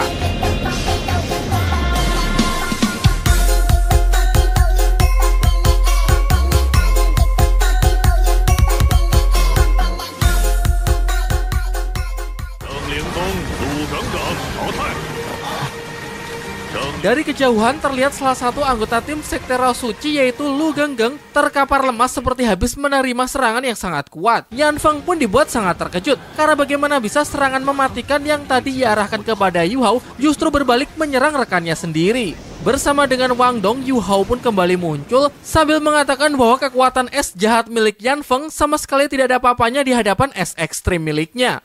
Meskipun Yan Feng mengklaim bahwa wujud sejati naga tulangnya dapat menolak sebagian besar keterampilan pengendalian mental, tetapi teknik mental Yu Hao berada di tingkat yang berbeda. Inilah yang Yu Hao sebut sebagai teknik roh simulasi, ditambah dengan area gangguan mental yang digunakan di bawah kebangkitan kedua roh pelindung tubuhnya. Ia dapat menciptakan sebuah ilusi sekaligus memanipulasi pikiran Yan Feng, membuatnya percaya bahwa serangan mematikan tersebut diarahkan kepada Yu Hao, namun sebenarnya justru diarahkan kepada rekannya sendiri yaitu Lu Genggeng. Guyu sudah tereliminasi sejak awal. Tang Dai masih terkekang di bawah kuali penyegelan milik Xiao Xiao, sementara Lu Genggeng telah gugur akibat serangan tidak terduga. Sehingga kini tim Sekte Roh Suci hanya menyisakan Yan Feng seorang yang masih bisa bertahan. Setelah selesai menggunakan teknik kebangkitan roh pelindung kedua, Yu Hao menutup kembali mata spiritualnya, menandakan kalau kekuatan mentalnya sudah benar-benar terkuras. Yan Feng pun meyakinkan dirinya agar tetap tenang karena meskipun cuma sendirian, ia tetap punya peluang besar untuk memenangkan pertandingan.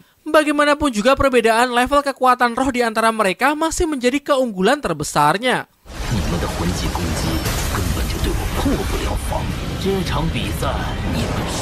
Yan Feng kembali melancarkan serangannya dan kali ini ia menargetkan seluruh tim Sekte Tang. Yu Hao mengakui bahwa Yan Feng ini memanglah luar biasa. Bukan cuma soal kekuatan roh, namun mental dan sikap tenangnya juga sangat mengesankan. Di tengah kekagumannya, Yu Hao jadi teringat dengan sebuah benda pusaka yang diberikan oleh Wang Xiu'er pada pertemuan terakhir mereka. Pada dasarnya, Wang Xiu'er tidak suka berhutang budi kepada orang lain. Yu Hao dulu pernah memberinya alat pemandu roh berupa armor tarian merak, jadi sekarang ia hanya ingin membalasnya. Namanya adalah air mata ratapan, merupakan kristalisasi emosi paling tulus dan membara dari klannya. Yu Hao mencoba memasukkan esensi dari benda tersebut ke dalam mata spiritualnya dan berhasil menyatu dengan tingkat kecocokan 100%. Yu Hao jadi berpikir jika roh pelindung mata spiritualnya bisa menyatu sempurna dengan kekuatan naga emas pemberian Wang Xiu'er, maka hal ini berarti juga akan cocok dengan roh pelindung milik Wang Dong. Dan lahirlah kekuatan baru yang belum pernah ada dalam sejarah benua Douluo, teknik gabungan roh pelindung 3 tubuh.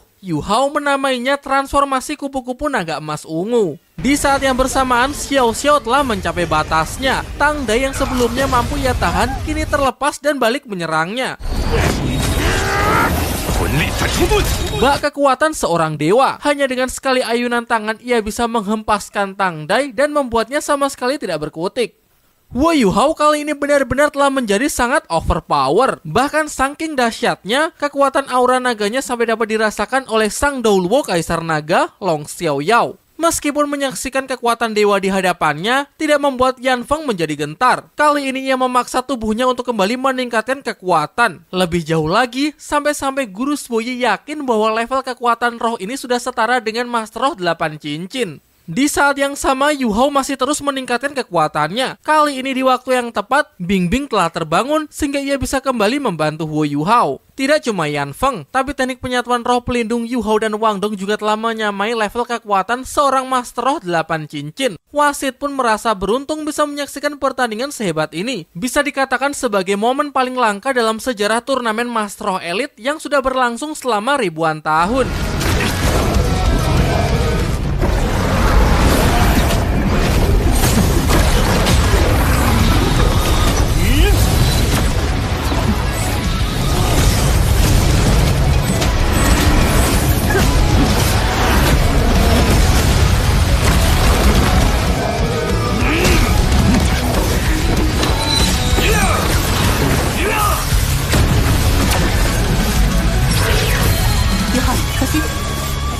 将冰雪之泪彻底点燃，太大的天赋，极龙皇冠。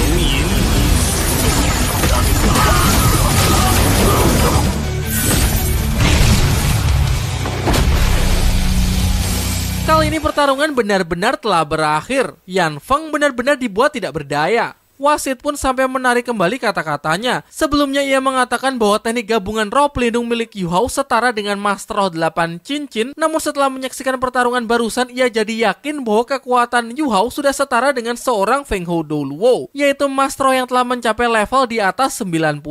Yan Feng memang berhasil dikalahkan, tapi Yu Hao mengakui bahwa tanpa kekuatan roh pelindung gabungan barusan, ia sama sekali bukanlah tandingannya. Ia menobatkan Yan Feng sebagai master naga terkuat di turnamen ini. Setelah dipermalukan, Yan Feng meminta Yu Hao agar segera membunuhnya. Tentu sebenarnya Yu Hao sangat ingin melakukannya sekalipun hal itu akan melanggar aturan kompetisi. Namun mengingat Yan Feng adalah keturunan dari Sang Doluo Naga Tulang, ia bersedia mengampuni nyawanya dan memberikannya kesempatan kedua untuk kembali ke jalan yang benar. Kata-kata tersebut nampaknya cukup menyentuh perasaan Yan Feng. Ia mengaku bahwa dirinya tidak pantas untuk mendapatkan kekuatan Doluo Naga Tulang ini, sehingga ia memutuskan untuk menghancurkannya dengan tangannya sendiri. Dengan menghancurkan inti kekuatan roh, maka akan mengakhiri karirnya sebagai seorang master roh. Yan Feng pun meninggalkan arena dengan kekalahan, penyesalan, dan juga keputusasaannya. Ia juga berjanji bahwa ia akan menggunakan sisa hidupnya untuk menebus dosa atas semua yang telah ia lakukan. Wasit pun mengumumkan bahwa pemenang dari pertandingan kali ini adalah Sekte Tang. Pertandingan ini bukanlah pertandingan biasa, melainkan sebuah simbol dari pertarungan antara kebaikan melawan kejahatan.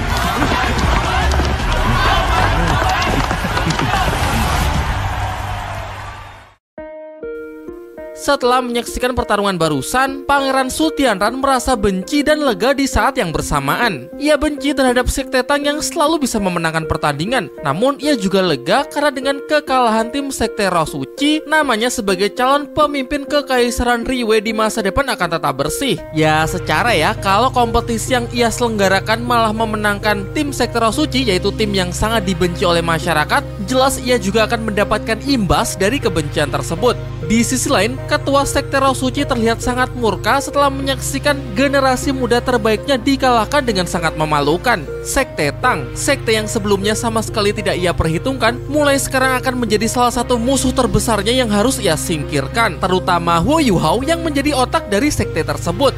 Ia kemudian meminta maaf kepada Pangeran Su Tianran karena ia tidak bisa menepati janjinya untuk menghancurkan Sekte Tang. Maka dari itu, beres kompetisi ia akan kembali mendisiplinkan para muridnya dan akan melatih mereka dengan lebih keras lagi. Dan selebihnya, ia sendirilah yang akan menangani Sekte Tang, membuat mereka merasakan pembakaran jiwa dan siksaan pengulitan hingga sampai tulang belulang. Ngeri banget, cok! Setelah timnya tersingkir di babak semifinal, seluruh pihak Sekte Roh Suci memilih untuk menarik diri meninggalkan lokasi, begitu juga dengan Tang Ya. Yu Hao memilih untuk tidak mengejarnya karena hal itu mungkin akan menimbulkan konflik yang besar. Jadi menurutnya ini masih bukan waktu yang tepat. Bei Bei pun juga berpikir demikian. Ia tidak merasa cemas karena ia yakin bahwa Tang Ya pasti akan baik-baik saja. Memang menyebalkan, tapi harus diakui bahwa Sekte Roh Suci akan menjadi tempat yang aman bagi Tang Ya. Sekte Roh Suci menganggap Tang Ya sebagai aset yang sangat berharga, jadi tentu saja mereka tidak akan menyakitinya. Sementara itu, Pangeran Su Tianran memandang sinis kemenangan tim Sekte Tang. Ia membiarkan mereka untuk merayakan kemenangan sesaat, namun tidak setelah ini, karena pertunjukannya baru saja akan dimulai. Pada malam harinya, Guru Suoyi datang menemui Putri Jiujiu untuk menyampaikan bahwa pihak Akademi Shrek telah menyetujui rencana Putri Jiujiu untuk melakukan penyergapan terhadap Pangeran Su Tianran. Pavilion Dewa Laut sudah menyetujui rencana tersebut dan bersedia untuk bekerja sama. Putri Weina menambahkan, jika mau menang melawan musuh yang besar, maka mereka memang harus bersatu. Hal ini jelas membuat Putri Jiujiu merasa lega, karena jika tidak kunjung diputuskan, maka pihak mereka lah yang akan semakin terdesak, mengingat pihak Kekaisaran Riwei sudah mengerahkan seluruh pasukan secara rahasia dan sudah siap untuk menyerang kapanpun. Dan benar saja, diperlihatkan Pangeran Su Tianran telah mendapatkan informasi dari bawahannya bahwa sesuai perintah sebelumnya, pihaknya telah selesai menempatkan pasukan di setiap gerbang. Juga telah selesai memasang peluru meriam pemandu roh tingkat 9. Pangeran Su Tianran pun merasa senang karena sejauh ini berjalan sesuai dengan rencananya. Ia kemudian memerintahkan pasukannya untuk bersiap dan hanya perlu menunggu aba-abanya untuk mulai menyerang. Di saat yang bersamaan, Yu Hao bersama Wang Dong tengah terlihat berjalan menuju hotel. Di sini, Wang Dong menyampaikan kekhawatirannya kepada Huo Yu Hao yang masih saja mengikuti turnamen bawah tanah Master Alat Pemandu Roh. Jelas hal ini sangatlah berbahaya dan beresiko, apalagi turnamen telah memasuki babak final. Kalau kalian lupa, selain mengikuti turnamen Master Elite Benua yang resmi, Yu Hao juga diam-diam mengikuti turnamen rahasia bawah tanah di bawah kota Mingdu. Dengan kemampuannya yang luar biasa, Yu Hao dapat menaklukkan babak penyisihan sehingga ia terpilih menjadi salah satu perwakilan aliansi siswi untuk mengikuti babak final melawan dua aliansi lain. Jelas setelah sejauh ini ia tidak akan mundur. Lagi pula jika tiba-tiba ia menghilang sebelum final, pasti akan mengejutkan orang-orang aliansi siswi dan justru akan merugikan rencana mereka. Rencana untuk mengetahui kekuatan bawah tanah Kekaisaran Liyue dan kesempatan untuk mengetahui lebih dalam tentang alat pemandu roh. Di tengah percakapan, Yu Hao mengambil sebuah jeruk untuk diberikan kepada Wang Dong. Jeruk yang sudah tersedia di meja kamar hotelnya. Namun yang mengejutkan, di balik tumpukan jeruk, Yu Hao menemukan sebuah surat peringatan yang ditulis oleh Jusi, temannya dulu yang sekarang menjadi permaisuri dari Pangeran Su Tianran. Dalam surat tersebut, Jusi menyampaikan sinyal bahaya. Ia meminta Yu Hao bersama teman-temannya untuk segera pergi meninggalkan Kekaisaran Liyue melalui arah barat karena untuk sementara waktu jalur tersebut masih aman. Apa yang disampaikan oleh Putri Jusi memang sesuai dengan apa yang disampaikan sebelumnya oleh Guru Suoyi. Selain arah barat, pihak Kekaisaran Liyue telah memasang alat pemandu roh meriam tingkat 9 dari 3 penjuru, timur, selatan, dan juga utara. Dengan kekuatan sebesar itu, maka daya hancurnya bisa untuk membunuh seorang Feng Hou Douluo dalam sekejap. Bahkan untuk seorang limit Douluo level 99 seperti tetua Muen pun pasti juga akan dibuat ketar-ketir. Memang pertahanan di arah barat lebih lemah dan itu satu-satunya pilihan mereka. Namun Wang Dong masih merasa khawatir bagaimana kalau ini adalah jebakan. Maka dari itu Yu Hao perlu menguasai inisiatif melalui aksi mereka pada besok malam. Yu Hao kemudian datang menemui manajer hotel yang memang sudah menunggunya. Di sini ia menagih janji manajer hotel yang katanya akan mempertemukannya dengan seorang pedagang yang bersedia menjual berbagai logam langka kepada dirinya. Kali ini manajer hotel tidak mengecewakannya. Ia menjelaskan bahwa anak buahnya telah ia perintahkan untuk menemui orang Yu Hao untuk melakukan transaksi tersebut. Dan seperti yang kita tahu bahwa orang tersebut sebenarnya adalah Susansi yang sedang menyamar. Setelah transaksi selesai, Susansi diam-diam mengikuti si anak buah manajer hotel untuk mengetahui sebenarnya dari mana logam-logam langka itu diambil. Dan tibalah di lokasi gudang persediaan logam langka milik Kekaisaran Liyue. Terungkap juga bahwa ternyata gudang penyimpanan tersebut dikelola oleh pejabat yang korup. Diam-diam ia mengambil sebagian logam langka untuk dijual di pasar gelap demi mendapatkan keuntungan pribadi. Babak final turnamen Master Pemandu Roh pun akhirnya telah digelar. Diikuti oleh masing-masing perwakilan aliansi. Ada aliansi Audu, aliansi Ping Fan, dan aliansi Siswi. Belum diperkenalkan perwakilan dari aliansi lain, tapi yang jelas perwakilan Siswi seperti yang kita tahu diwakili oleh Wo Yu Hao, Cai Tao, dan seorang peserta bernama Huang Zheng. Disebutkan juga para petinggi dari masing-masing aliansi yang menjadi penyelenggara dari turnamen kali ini. Pemimpin aliansi Siswi yang bernama Nang Gongwan. Dari aliansi Audu bernama An Li Tong. Dan terakhir pemimpin aliansi Ping Fan, seorang wanita yang bernama Sang Guan Wei Er. Penonton memberikan tepuk tangan yang sangat meriah kepada para petinggi, begitu juga dengan para peserta yang merupakan para master pemandu roh muda yang sangat berbakat. Kemudian disebutkan juga beberapa hadiah yang akan dibawa pulang oleh sang juara. Beberapa di antaranya adalah uang senilai 100 juta koin emas. Tentunya sebuah nilai yang sangat fantastis. Kalau hadiah itu masih belum mengejutkan, masih ada hadiah lagi, yaitu makhluk bernama gadis naga yang memiliki darah kuno. Setahu Yu Hao, konon gadis naga adalah makhluk khusus setengah manusia dan setengah binatang roh. Tubuhnya mengandung esensi darah naga. Jika sampai ada seorang mastro yang mampu menyerap kekuatan roh dari si gadis naga, maka kekuatan roh pelindungnya akan berevolusi dan akan menjadi jauh lebih kuat. Bahkan kekuatan roh pelindungnya juga akan mempunyai atribut naga dari garis keturunan kuno. Tentunya hal ini akan sangat membantu seorang mastro untuk bisa menembus level Feng Hou Douluo. Namun sejauh ini itu hanyalah sebuah legenda. Yu Hao sama sekali tidak menyangka jika makhluk tersebut ternyata benar-benar ada. Yu Hao kemudian menganalisis kekuatan dari masing-masing aliansi. Di belakang aliansi Audu adalah kekuatan militer Kekaisaran Liyue. Di belakang aliansi Siswi merupakan keluarga kerajaan. Sedangkan di balik aliansi Ping Fan adalah para bangsawan besar di kota Mingdu. Sehingga ia menyimpulkan bahwa turnamen kali ini dibagi dalam 3 kekuatan bawah tanah. Bisa dikatakan bahwa sebenarnya adalah perebutan kekuasaan untuk mengendalikan penyelundupan logam langka di seluruh kekaisaran. Semuanya akan mendapatkan bagian dari hadiah tersebut. Scene flashback kemudian memperlihatkan pemimpin aliansi siswi yang sedang menemui ketiga perwakilannya. Di sini ia menyampaikan bahwa ia telah menaruh harapan besar kepada ketiganya, berharap setidaknya salah satu dari mereka bisa menjadi juara dan membawa nama harum bagi aliansi siswi. Jika salah satu dari mereka bisa menjadi juara, maka di luar dari hadiah kompetisi, mereka juga akan mendapatkan hadiah secara terpisah dari aliansi siswi. Harta berharga yang disebutkan hanya bisa dikuasai oleh keluarga kekaisaran Riyue saja, yaitu salah satu alat pemandu roh paling mematikan bernama meriam pemandu roh tingkat 9.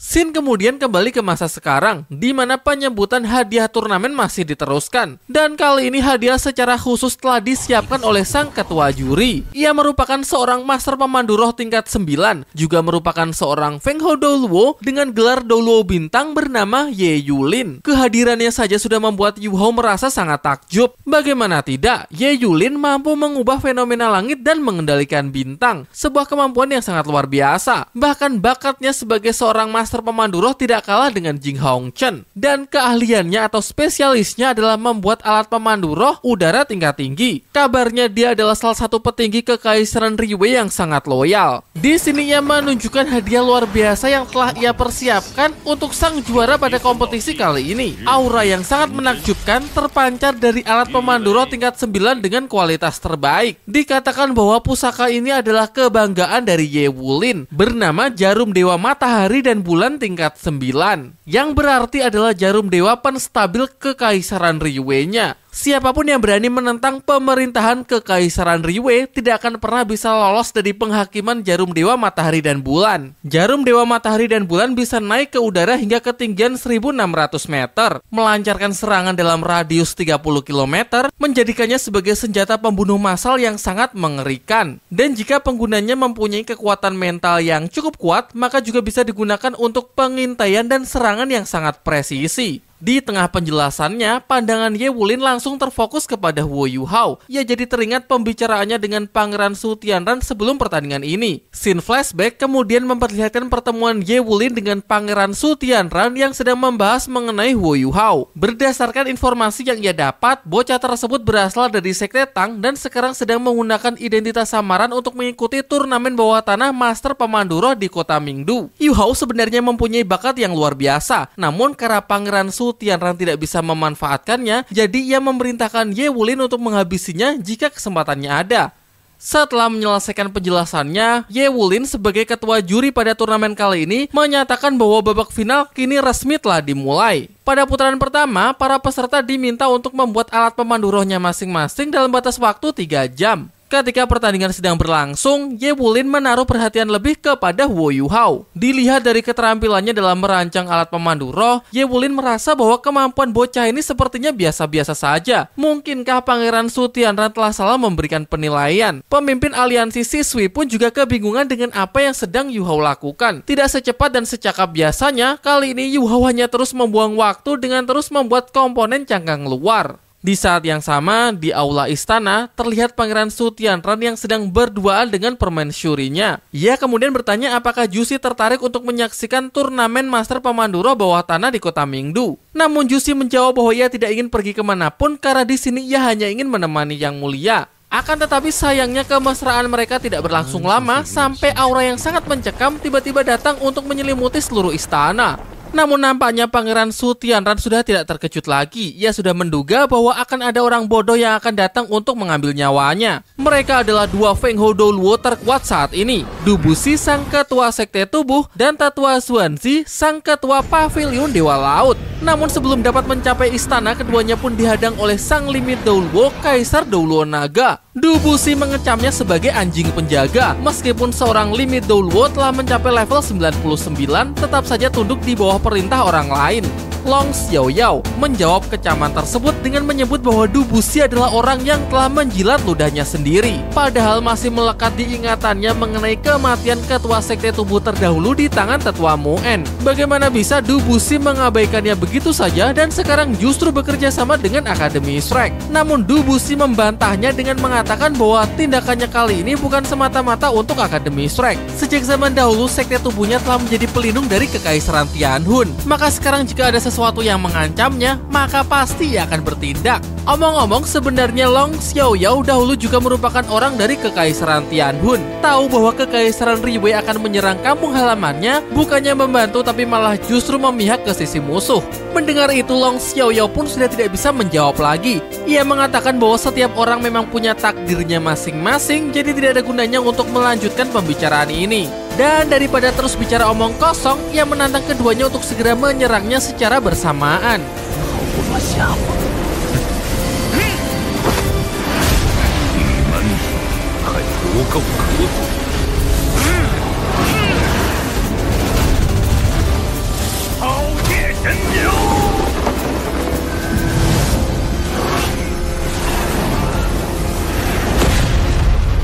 Meskipun 2 lawan 1 nampaknya bukanlah pertandingan yang adil, namun jangan lupa bahwa lawannya adalah seorang Limit Doluo level 99, di mana hanya selangkah lagi untuk bisa menembus ranah dewa. Bukan cuma bisa mengimbangi, tapi Long Xiaoyao juga bisa memberikan perlawanan yang menyulitkan kedua Feng Hou Doluo tersebut.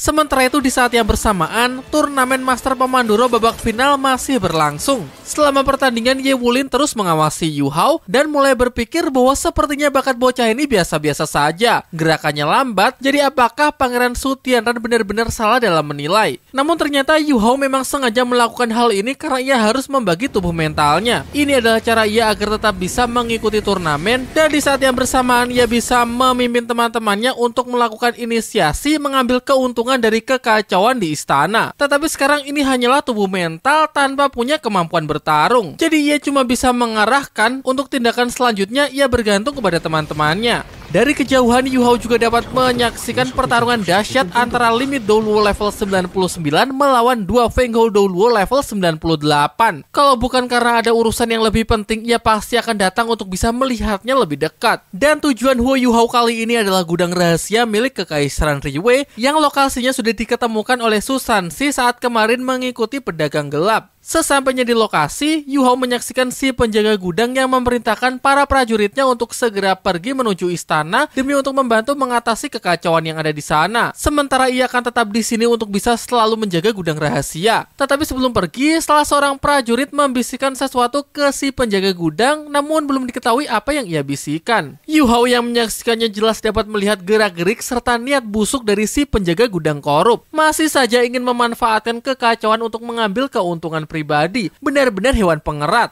Di saat yang sama, si penjaga gudang tengah sibuk mengarang cerita agar ia bisa mengambil keuntungan sebesar-besarnya dari situasi ini. Ceritanya, gudang rahasia tiba-tiba diserang. Ia bertarung mati-matian melawan para musuh, namun berujung pada kekalahan hingga jasad dan tulang belulangnya tidak tersisa lagi. Musuh kemudian mengambil seluruh logam langka dan melarikan diri. Sebuah cerita yang sangat sempurna. Selain bisa membawa kabur banyak logam langka, namanya pun juga akan dikenang harum. Namun cerita tersebut kembali disempurnakan oleh Wang Xiu'er. Ia menikam si penjaga gudang korup serta menghabisinya. Karena cerita tersebut akan menjadi jauh lebih meyakinkan jika ada sebuah mayat yang tertinggal. Setelah berhasil mendapatkan kuncinya, Yu Hao mengajak semuanya untuk pergi ke dalam gudang. Kecuali Ji Juechen dan Nana, ia perintahkan untuk berjaga di luar. Jika ada sesuatu yang gawat, segera berikan sinyal, hindari pertarungan, dan segera pergi ke tempat yang aman. Setelah masuk lebih dalam, anehnya di dalam sana tidak ada apa-apa. Xiu'er pikir di sini mungkin ada semacam mekanisme tersembunyi yang terhubung dengan pintu menuju ruang rahasia, tempat seluruh logam langka tersebut disembunyikan. Pintu rahasia pun ketemu setelah Yu Hao mengaktifkan mata spiritualnya. Namun sekarang yang jadi masalahnya, masih ada gerbang yang terkunci, di mana untuk bisa membukanya, Yu Hao harus memasukkan sejumlah kombinasi angka yang sesuai. Untungnya, ia sempat melihat seorang prajurit yang sedang berbisik dengan si penjaga gudang. Meskipun tidak terdengar oleh telinga, namun dengan kemampuan mata spiritualnya tidak sulit bagi ia untuk bisa membaca gerakan bibir. Dan berdasarkan apa yang ia tangkap, kombinasi angka tersebut adalah 2018 atau 2018. By the way, kombinasi angka ini adalah Easter egg ya, di mana 2018 adalah tahun ketika Shaolin 1 pertama kali dirilis. Scene kemudian kembali ke turnamen Master Pemanduro bawah tanah. Di sini diperlihatkan waktu sudah berjalan 1 jam dari 3 jam waktu yang diberikan. Seluruh peserta sudah sampai di tahap pengukiran formasi inti, kecuali Yu Hao yang masih berada di tahap awal, yaitu membuat komponen untuk perakitan. Setelah berbagai upaya, Yu Hao dan kawan-kawan akhirnya telah tiba di ruang rahasia tempat penyimpanan logam langka Kekaisaran Riwei. Di antaranya ada kristal prisma, perak tempa jiwa, dan baja kejut matahari merah. Semua ini adalah bahan langka yang sangat sulit untuk diketemukan. Di antara banyaknya logam langka, Yu Hao tertarik dengan sebuah logam langka yang disebut awan emas. Sebuah bahan langka yang bisa dimanfaatkan untuk membuat sebuah alat pemandu roh tingkat 9. Ia tidak menyangka jika Kekaisaran Riwei menyimpan bahan selangka ini bahkan dalam jumlah yang sangat banyak. Namun masalahnya, mungkin penyimpanan alat pemandu roh mereka tidak akan cukup untuk bisa menampung seluruh benda langka ini. Sehingga terpaksa mereka harus cermat dalam memilih dan hanya membawa benda yang benar-benar dibutuhkan saja. Lagian waktu mereka pun juga sangat terbatas. Mereka pun kemudian berpencar untuk mulai merampok. Ya, tetap merampok sih ini namanya. Meskipun merampok dari orang yang jahat, tapi tetap saja namanya merampok. Wang Dong lalu melapor kepada Wu Yuhao kalau ia menemukan benda yang aneh di salah satu rak penyimpanan. Tidak bisa diambil karena benda tersebut sangat melekat. Ternyata Xiao Xiao juga mengaku telah menemukan benda yang sama. Yu Hao pun jadi berpikir bahwa mungkin ini adalah sebuah kunci untuk membuka sesuatu yang lebih besar. Dengan menggunakan kekuatan mata spiritualnya, Yu Hao berhasil mengeceknya dan diketemukanlah 3 benda yang identik. Wang Dong, Xiao Xiao, dan Xu Er ia perintahkan untuk menuju ke lokasi benda tersebut. Lalu ia juga memerintahkan mereka untuk melakukan hal sesuai dengan arahannya. Secara serentak memutarnya ke kiri dan ke kanan seperti sedang menulis sebuah kode. Dan prediksi Wu Yuhao 100% tepat. Sebuah pintu tersembunyi kembali terbuka yang membuktikan bahwa Kekaisaran Riwei ternyata memiliki rahasia yang jauh lebih besar lagi. Bahkan pintunya saja terbuat dari logam langka dan masih terkunci. Yu Hao memastikan bahwa memecahkan kodenya mungkin membutuhkan waktu yang sangat lama. Wang Xiu'er menawarkan dirinya untuk melakukan sesuatu. Ia menggunakan tombak naganya untuk langsung merusak segel pintu dan menghancurkannya hingga berkeping-keping. Wang Xiu'er menjelaskan bahwa tombak naga emasnya mengandung emas kehidupan yang bisa menyerap energi kehidupan. Dan logam langka yang dihisap energi kehidupannya hanya akan menjadi besi rongsokan. Di dalam sana ternyata adalah tempat yang dipenuhi oleh aura mematikan dari peluru pemandu roh. Bisa dibilang sebagai gudang amunisi milik militer Kekaisaran Riwei. Yu Hao kemudian memerintahkan mereka berpencar untuk menyelidiki tempat ini. Sementara Wang Xiu'er ia perintahkan untuk tetap berjaga di pintu masuk. Di sisi kiri, Xiao Xiao menemukan peluru pemandu roh seminimal-minimalnya tingkat 7. Sementara di sisi kanan, Wang Dong menemukan sesuatu yang menyakitkan hatinya. Sebuah alat pemandu roh yang bernama bom elemen pemandu roh. Ya, ini adalah jenis peledak yang sama yang digunakan oleh para master jahat saat tim Guardian Strike tengah melakukan misinya yang pertama untuk menyergap tempat persembunyian mereka. Tidak disangka ternyata dugaan mereka selama ini yang mencurigai Kekaisaran Riwei terlibat dengan para master jahat sekarang telah terbukti. Di sini jumlah peledak tersebut sangatlah banyak. Bahkan selain itu teknologinya juga jauh lebih canggih daripada yang dulu digunakan oleh para master jahat. Tidak disangka ternyata Kekaisaran Riwei telah bertindak sejauh ini. Padahal jelas-jelas bom elemen pemandu roh adalah senjata biokimia yang dilarang oleh semua negara karena sifatnya yang sangat destruktif. Jadi bagaimana bisa menimbun sebanyak ini? Nampaknya Kekaisaran Riwei akan benar-benar menghalalkan segala cara demi untuk memenangkan peperangan. Di saat yang sama, pertempuran tingkat tinggi antara Long Xiaoyao melawan ketua sekte tubuh yaitu Dubushi dan ketua pavilion Dewa Laut tetua Xuanxi masih berlangsung. Bahkan belum ada tanda-tanda mencapai puncaknya. Meskipun sang kaisar naga limit Douluo level 99 adalah yang terkuat di benua Douluo saat ini, namun tetap saja kesulitan saat harus melawan 2 Feng Hou Douluo sekaligus. Sementara itu Pangeran Su Tianran masih dengan tenang menyaksikan pertempuran mereka. Ia kemudian memerintahkan salah seorang prajuritnya untuk segera mengumpulkan para Feng Hou Douluo yang dimiliki oleh Kekaisaran Riwei saat ini. Jika Master Long Xiaoyao berhasil mengalahkan mereka berdua, maka ia bisa menangkap Dubushi dan tetua Xuanxi secara bersamaan. Namun jika Long Xiaoyao sampai kalah, maka ia siap memerintahkan seluruh Feng Hou Douluo-nya untuk menggempur 2 Feng Hou Douluo tersebut. Diperlihatkan Pangeran Su Tianran yang benar-benar tenang dan masih begitu percaya diri bahwa dirinya benar-benar tidak akan tersentuh. Para Feng Hou Douluo istana pun mulai bergerak sesuai dengan arahan Pangeran Su Tianran. Namun sebenarnya ini adalah bagian dari rencana tetua Dubushi. Pangeran Su Tianran yang selalu dikelilingi dan dilindungi oleh para Feng Hou Douluo istana kini tengah sendirian tanpa pertahanan. Kesempatan yang sangat bagus untuk segera memerintahkan para bawahannya untuk menggempur istana tempat pangeran tinggal. Sekte Tubuh dan Akademi Strike mulai bekerja sama, saling bahu-membahu demi untuk menerobos gerbang istana. Begitu pula dengan utusan dari Kekaisaran Tianhun dan juga Kekaisaran Xingluo. Pertempuran pun telah pecah, dan hanya dalam sekejap halaman dan taman istana yang awalnya hijau kini berubah menjadi lautan api. Khawatir akan situasi yang semakin memburuk, Jushi berinisiatif untuk menembakkan sinyal bahaya dengan harapan bala bantuan akan segera datang untuk membantu mereka. Namun sayangnya upayanya telah digagalkan oleh salah seorang anggota Sekte Tubuh. Ditambah lagi salah seorang Master Roh dari Akademi Strike telah berhasil menerobos istana, bergerak dengan sangat cepat dengan tujuan untuk segera menghabisi sang pangeran. Dia adalah Sisi, salah seorang member Guardian Strike yang bertarung dengan mengandalkan kecepatan tinggi. Namun sayangnya ia gagal mengeksekusi Pangeran Su Tianran karena ia mendapatkan gangguan dari Douluo bayangan Sui Chen, seorang Feng Hou Douluo yang dalam sekejap mampu melumpuhkan seluruh lawan-lawannya. Langya, salah seorang anggota Sekte Tubuh, datang untuk menahan Sui Chen untuk memberikan kesempatan kepada rekan-rekannya agar bisa segera menghabisi Su Tianran. Namun jelas menghadapi seorang Feng Hou Douluo bukanlah perkara mudah. Pertarungan berjalan dengan sangat tidak seimbang, ia pun dihajar habis-habisan sementara serangannya tidak ada satupun yang berhasil masuk.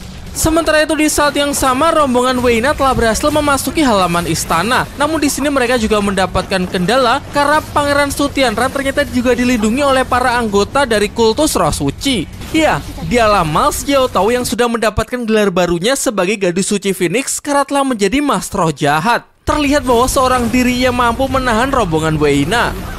Long Aotian langsung maju dengan transformasi terkuatnya untuk Baiwan melawan Ma Xiaotao. Bukan tanpa alasan ia dijuluki sebagai generasi muda terkuat di Sekte Tubuh saat ini, yang mampu mengimbangi Ma Xiaotao, bahkan dapat menahan dan menekan gadis Phoenix tersebut, memaksanya bertarung untuk lebih serius.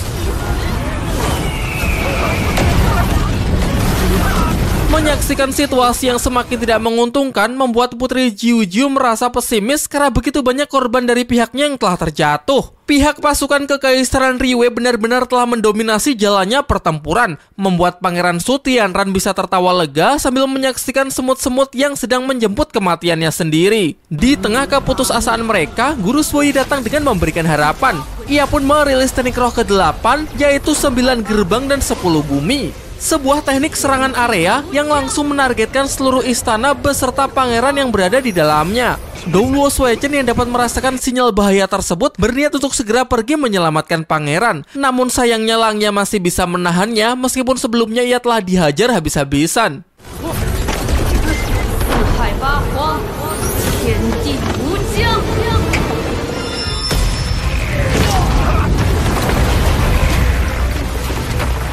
Hanya dalam sekejap serangan tersebut dapat meluluhlantahkan seluruh istana. Meskipun teknik ini sangat dahsyat, namun jelas konsumsi energi roh yang dibutuhkannya pun juga sangat tinggi. Diperlihatkan Guru Sui yang benar-benar telah kelelahan setelah merilis teknik tersebut. Tetapi usahanya sepadan dengan hasilnya. Setidaknya itulah yang mereka pikir di awal, karena ternyata Pangeran Su Tianran telah berhasil lolos dari ledakan tersebut. Tentu saja, karena sebagai petinggi Kekaisaran Riwei, jelas ia memegang alat pemandu roh pertahanan paling mutakhir. Guru Sui seakan tidak percaya dengan apa yang baru saja ia saksikan. Serangan tersebut padahal sudah ia persiapkan sejak lama, bahkan daya hancurnya sudah mendekati teknik cincin roh ke-9 milik seorang Feng Hou Douluo. Jadi bagaimana bisa Pangeran Su Tianran masih hidup?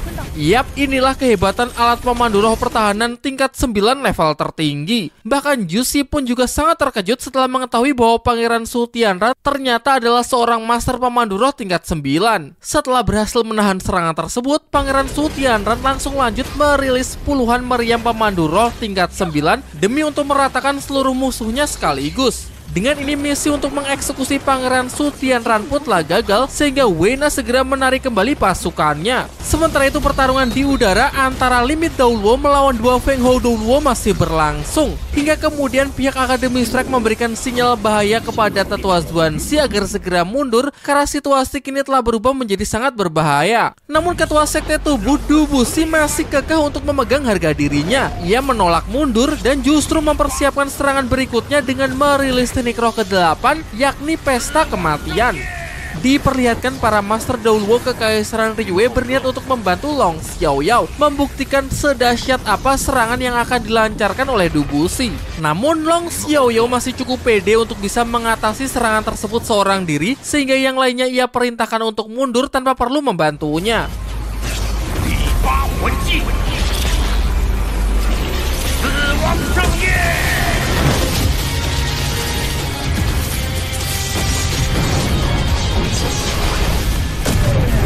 Ia memang berhasil menahan serangan tersebut dan meledakkannya di udara. Namun sisa ledakannya mengakibatkan hujan racun yang mengenai para pasukannya sendiri. Hujan tersebut juga sekaligus menjadi sinyal yang ditunjukkan kepada para anggota Sekte Tubuh untuk segera mundur. Namun Pangeran Su Tianran tidak langsung ingin mengejar mereka. Ia tetap ingin melaksanakannya sesuai dengan rencana di awal. Ia ingin seluruh tim pasukan pemandu roh di arah timur, selatan, dan utara mengepung mereka dan menggiring mereka menuju ke sisi barat. Setelah insiden tersebut berakhir, tak lama kemudian Pangeran Kerajaan Su Guozong, Master Pemandu Roh tingkat 9 yang merupakan paman dari Pangeran Su Tianran datang untuk mengunjunginya. Dia jugalah salah satu orang yang menjadi dalang di balik kudeta Kekaisaran Liyue pada belasan tahun yang lalu, yang dulu ikut membantu dan mendukung ayah dari Pangeran Su Tianran untuk naik tahta. Setelah saling bertegur sapa, kemudian ia menanyakan mengenai bagaimana kemajuan rencana mereka, di mana hal ini membuktikan bahwa orang ini sekarang berada di pihak Pangeran Su Tianran. Ia mengatakan bahwa rencananya telah berjalan lancar, dan untuk langkah selanjutnya, ia meminta tolong kepada pamannya tersebut agar segera menyiapkan senjata roh tingkat tinggi dan peluru dari gudang senjata untuk menyergap musuh-musuhnya. Hancurkan mereka semua pada waktu yang tepat.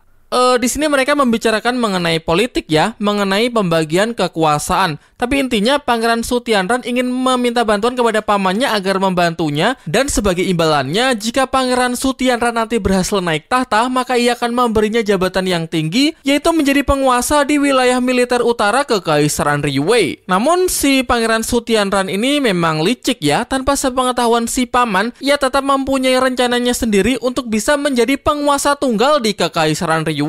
Sementara itu di tengah kota, para tentara dikerahkan untuk membersihkan sisa-sisa para penyusup yang sempat menyerang istana. Operasi untuk menghabisi Pangeran Su Tianran kini telah gagal. Para anggota Sekte Tubuh yang tersisa, banyak yang terluka dan berencana untuk segera keluar dari kota Mingdu. Ini juga merupakan saran dari Tetua Xuanzi. Dubushi sendiri tidak sabar untuk menyaksikan kejutan apa yang akan ditunjukkan oleh Akademi Shrek. Mengingat reputasinya yang sangat luar biasa, tidak mungkin Akademi Shrek tidak punya rencana cadangan. Menurut Dubushi tidak ada yang perlu dikhawatirkan, karena prioritasnya mereka sekarang adalah untuk menyelamatkan orang-orangnya sebanyak mungkin. Seseorang yang dipanggil sebagai Dauluo Mata Langit kemudian muncul. Ia adalah orang dari Kekaisaran Xingluo yang merupakan orang kepercayaan dari Putri Jiu Jiu. Di sini ia telah menyiapkan jalur bawah tanah agar orang-orangnya bisa keluar dari Kekaisaran Liyue dengan aman. Di saat yang sama, Guru Suoyi bersama Tetua Xuanzi tengah mengamati para tentara yang tengah berpatroli dari atas kota. Di sini Guru Suoyi ingin sekali menyelamatkan Ma Xiaotao. Akan tetapi Tetua Xuanzi kurang sepakat karena menurutnya waktunya masih belum tepat. Ma Xiaotao yang sekarang sudah menjadi sangat kuat. Selain itu juga mendapatkan penjagaan ketat oleh orang-orang kuat dari kultus roh suci. Jika pihaknya memaksa bersikeras untuk membawanya pergi, maka tidak cuma sulit tetapi juga sangat beresiko. Jadi masalah untuk menyelamatkan Ma Xiaotao ia harap nanti bisa direncanakan lagi. Karena yang terpenting saat ini adalah membawa Yu Hao dan yang lainnya untuk segera keluar dari kota Mingdu dengan aman. Tetua Xuanzi tahu bahwa Hu Yuhao dan Cai Tao sedang mengikuti kompetisi Master Pemandu Roh bawah tanah. Kompetisi ini berhubungan dengan kultus roh suci sehingga menjadi sangat berbahaya. Maka dari itu ia sendirilah yang akan mencari mereka. Untuk sisanya ia serahkan kepada Guru Suoyi dan selanjutnya mereka akan berkumpul kembali di gerbang barat.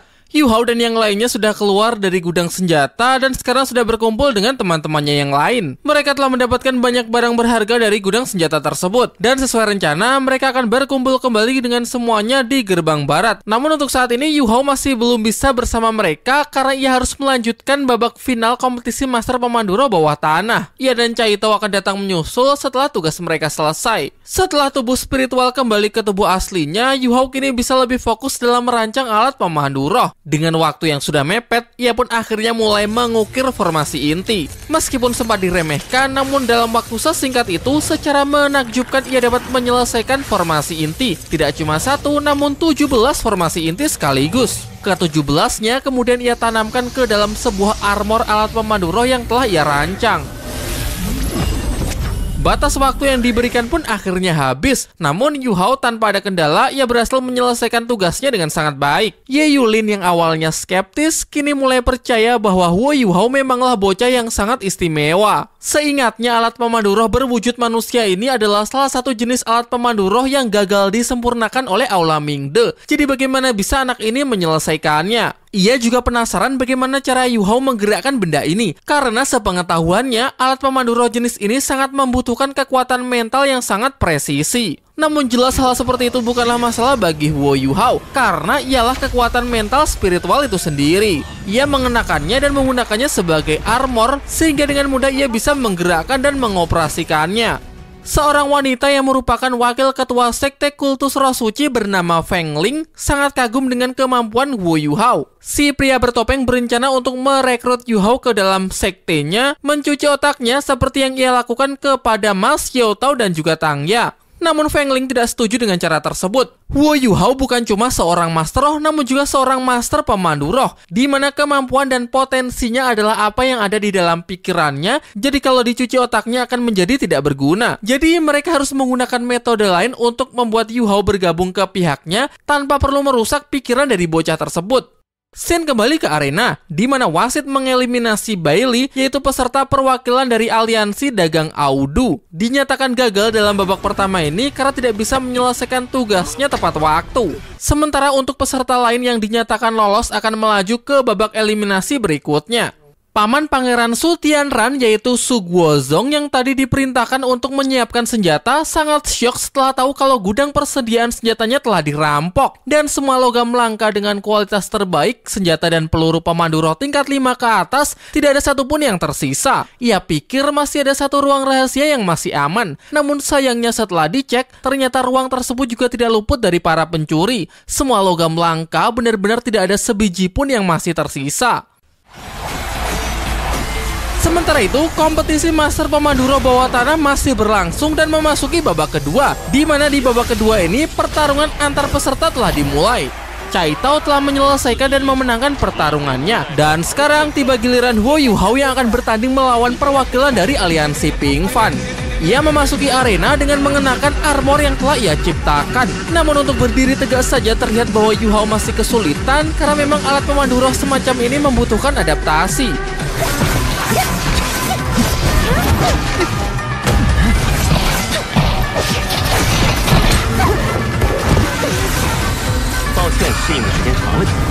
Dan tentu saja setelah diberikan waktu yang cukup untuk beradaptasi, ia bisa mengeluarkan seluruh potensi dari armor tersebut dan dalam sekejap ia dapat mengalahkan lawannya.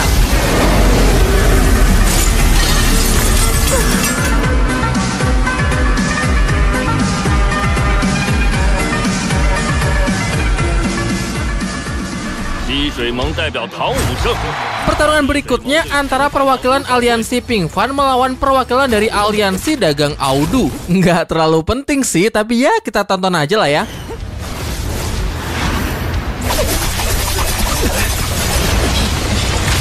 Pertarungan berjalan singkat di mana perwakilan dari aliansi Ping Fan berhasil memenangkan pertarungan. Dengan ini aliansi dagang Audu telah tersingkir karena ketiga perwakilannya telah tereliminasi. Pertarungan berikutnya adalah pertarungan antara aliansi Ping Fan melawan perwakilan dari aliansi Siswi yang kali ini diwakili oleh Wang Zeng. Wang Zeng dapat keluar sebagai pemenang, namun dengan pertarungan yang sangat brutal. Ia memotong lengan lawannya dan tetap menyerang meskipun lawan sudah tidak berdaya. Meskipun sempat menimbulkan kegaduhan di antara para penonton, namun tetap saja hal ini tidaklah melanggar peraturan. Karena memang kompetisi bawah tanah sebebas itu. Bahkan termasuk membunuh lawan pun juga diperbolehkan. Kini kompetisi Master Roh telah mencapai puncaknya, menyisakan 4 peserta yang mampu bertahan, yaitu 1 peserta perwakilan dari aliansi Ping Fan bernama Ye Guyi dan 3 orang peserta dari aliansi Siswi. Ya, memang tidak ada perwakilan aliansi siswi yang tereliminasi di babak ini. Untuk selanjutnya, wasit akan mengundi untuk menentukan daftar semifinal. Hasil undian telah keluar, di mana Ye Guyi perwakilan dari aliansi Ping Fan akan melawan Huang Zheng perwakilan dari aliansi siswi. Sementara di undian kedua, sudah jelas bahwa Huo Yuhao akan melawan Cai Tao. Sudah tidak heran sih, karena jumlah pesertanya ya memang tinggal 4 biji. Pertandingan semifinal akan segera dimulai. Terlihat bahwa kedua peserta telah memasuki arena. Namun belum juga bertarung, Cai Tao telah mengaku kalah. Ya, ini masuk akal karena keduanya sama-sama perwakilan dari aliansi siswi. Menghindari pertarungan yang sia-sia dan juga sekaligus bisa menghemat energi Yu Hao. Sehingga dengan ini Yu Hao resmi masuk ke babak final. Dan siapa lawannya hanya perlu menunggu hasil dari pertarungan berikutnya.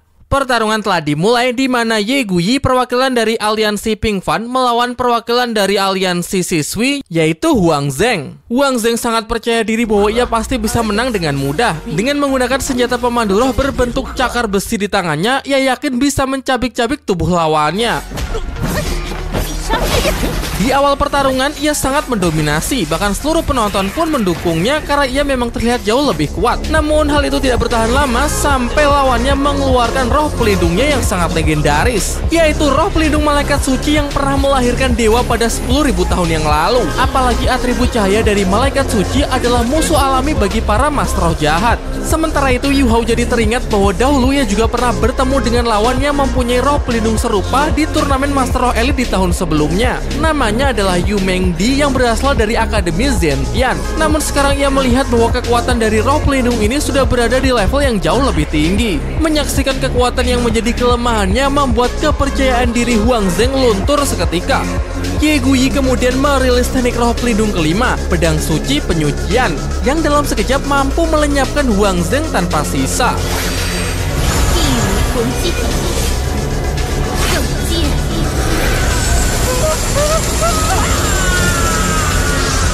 Ye Guyi keluar sebagai pemenang dan resmi masuk ke babak final. Jadi dialah yang akan menjadi lawan Huo Yuhao di pertarungan akhir. Omong-omong, kekuatan roh pelindung Dewi Malaikat Suci adalah musuh alami bagi para master roh jahat. Dengan memamerkan kekuatannya di hadapan mereka, setelah ini Ye Guyi pasti akan diburu. Wasit pun sangat menyayangkan hal tersebut, karena seandainya saja pihak kekaisaran Riyue bisa menemukannya lebih awal dan menjadikannya sebagai sekutu, maka di masa depan mereka tidak perlu takut lagi terhadap kultus roh suci. Sementara itu, Yu Hao jelas dapat membaca situasi. Ia tahu kalau Ye Guyi sedang dalam bahaya, sehingga ia sedang memikirkan sebuah rencana untuk menyelamatkannya. Ia pun kemudian memasuki arena untuk melanjutkan kompetisi. Ini adalah babak final, di mana jika ia berhasil mengalahkan Ye Guyi, maka secara resmi ia akan keluar sebagai pemenangnya.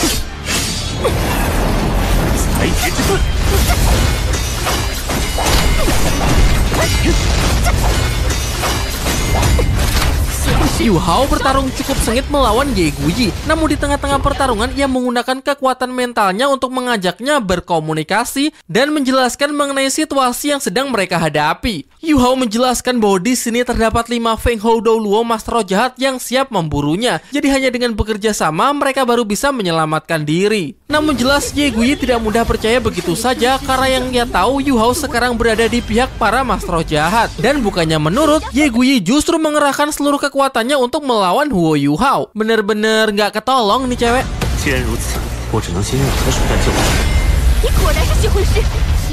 Setelah gagal membujuknya, Yu Hao tidak punya pilihan lain selain menggunakan cara kasar.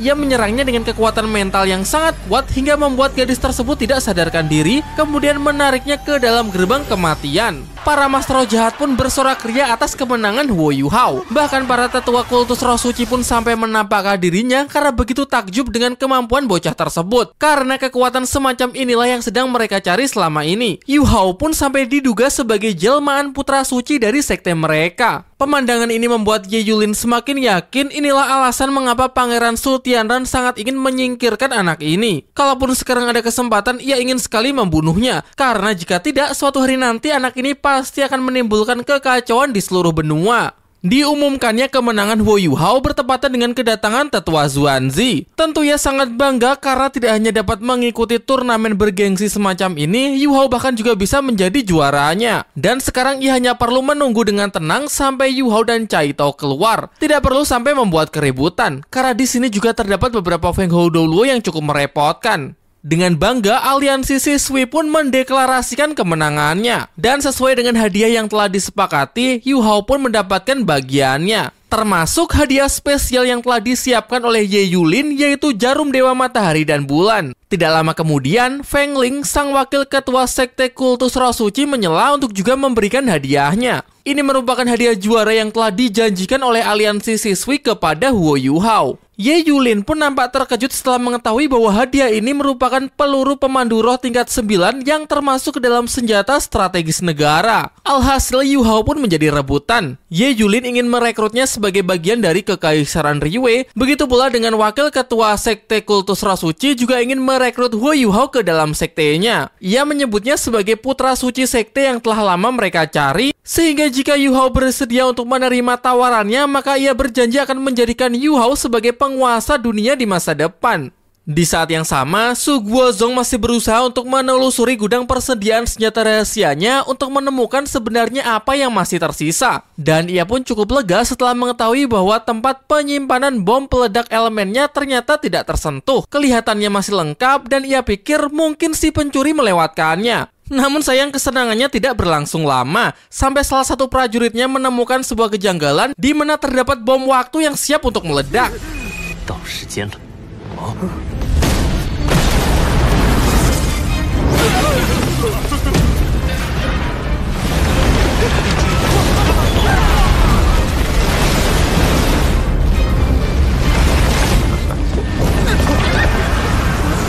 Kekacauan ini pun menyita perhatian banyak orang. Kesempatan bagus bagi Huo Yu Hao dan Cai Tao untuk segera melarikan diri. Tetua Zuanzi kemudian datang untuk menjemput mereka. Ia meminta penjelasannya nanti saja, karena yang terpenting sekarang adalah segera meninggalkan tempat ini. Sebuah ledakan dahsyat mengudara, menjadikan gudang persediaan senjata sebagai pusatnya. Dan dalam sekejap, langit di Kekaisaran Riwei pun telah berubah.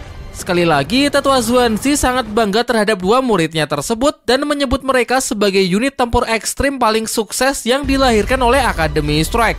Ledakan masih terus berekspansi, membakar apapun yang berada dalam radiusnya. Jing Hongchen yang menyaksikannya pun cuma bisa terdiam, masih sedikit bersyukur karena untungnya kedua cucunya sedang bersembunyi di dalam istana untuk pemulihan. Karena jika tidak, pasti mereka akan ikut lenyap oleh ledakan tersebut. Lalu bagaimana kabar dari Pangeran Su Tianran? Kali ini ia sangat syok dan sudah tidak bisa berkata apa-apa lagi. Dirinya yang awalnya sangat optimis, perlahan mulai kehilangan kepercayaan dirinya. Ini adalah sebuah permainan ciptaannya sendiri yang ternyata tidak bisa ia menangkan. Pasukan datang melapor untuk menyampaikan bahwa pada insiden ini tidak ada korban sipil karena gudang persenjataan berada sangat jauh dan tersembunyi. Namun meski begitu, jumlah kerugiannya sangatlah besar. Banyak pasukan yang telah terbunuh dan juga banyak logam langka dan biji langka yang telah dicuri. Termasuk Pangeran Su Guozong yang gugur dalam ledakan tersebut.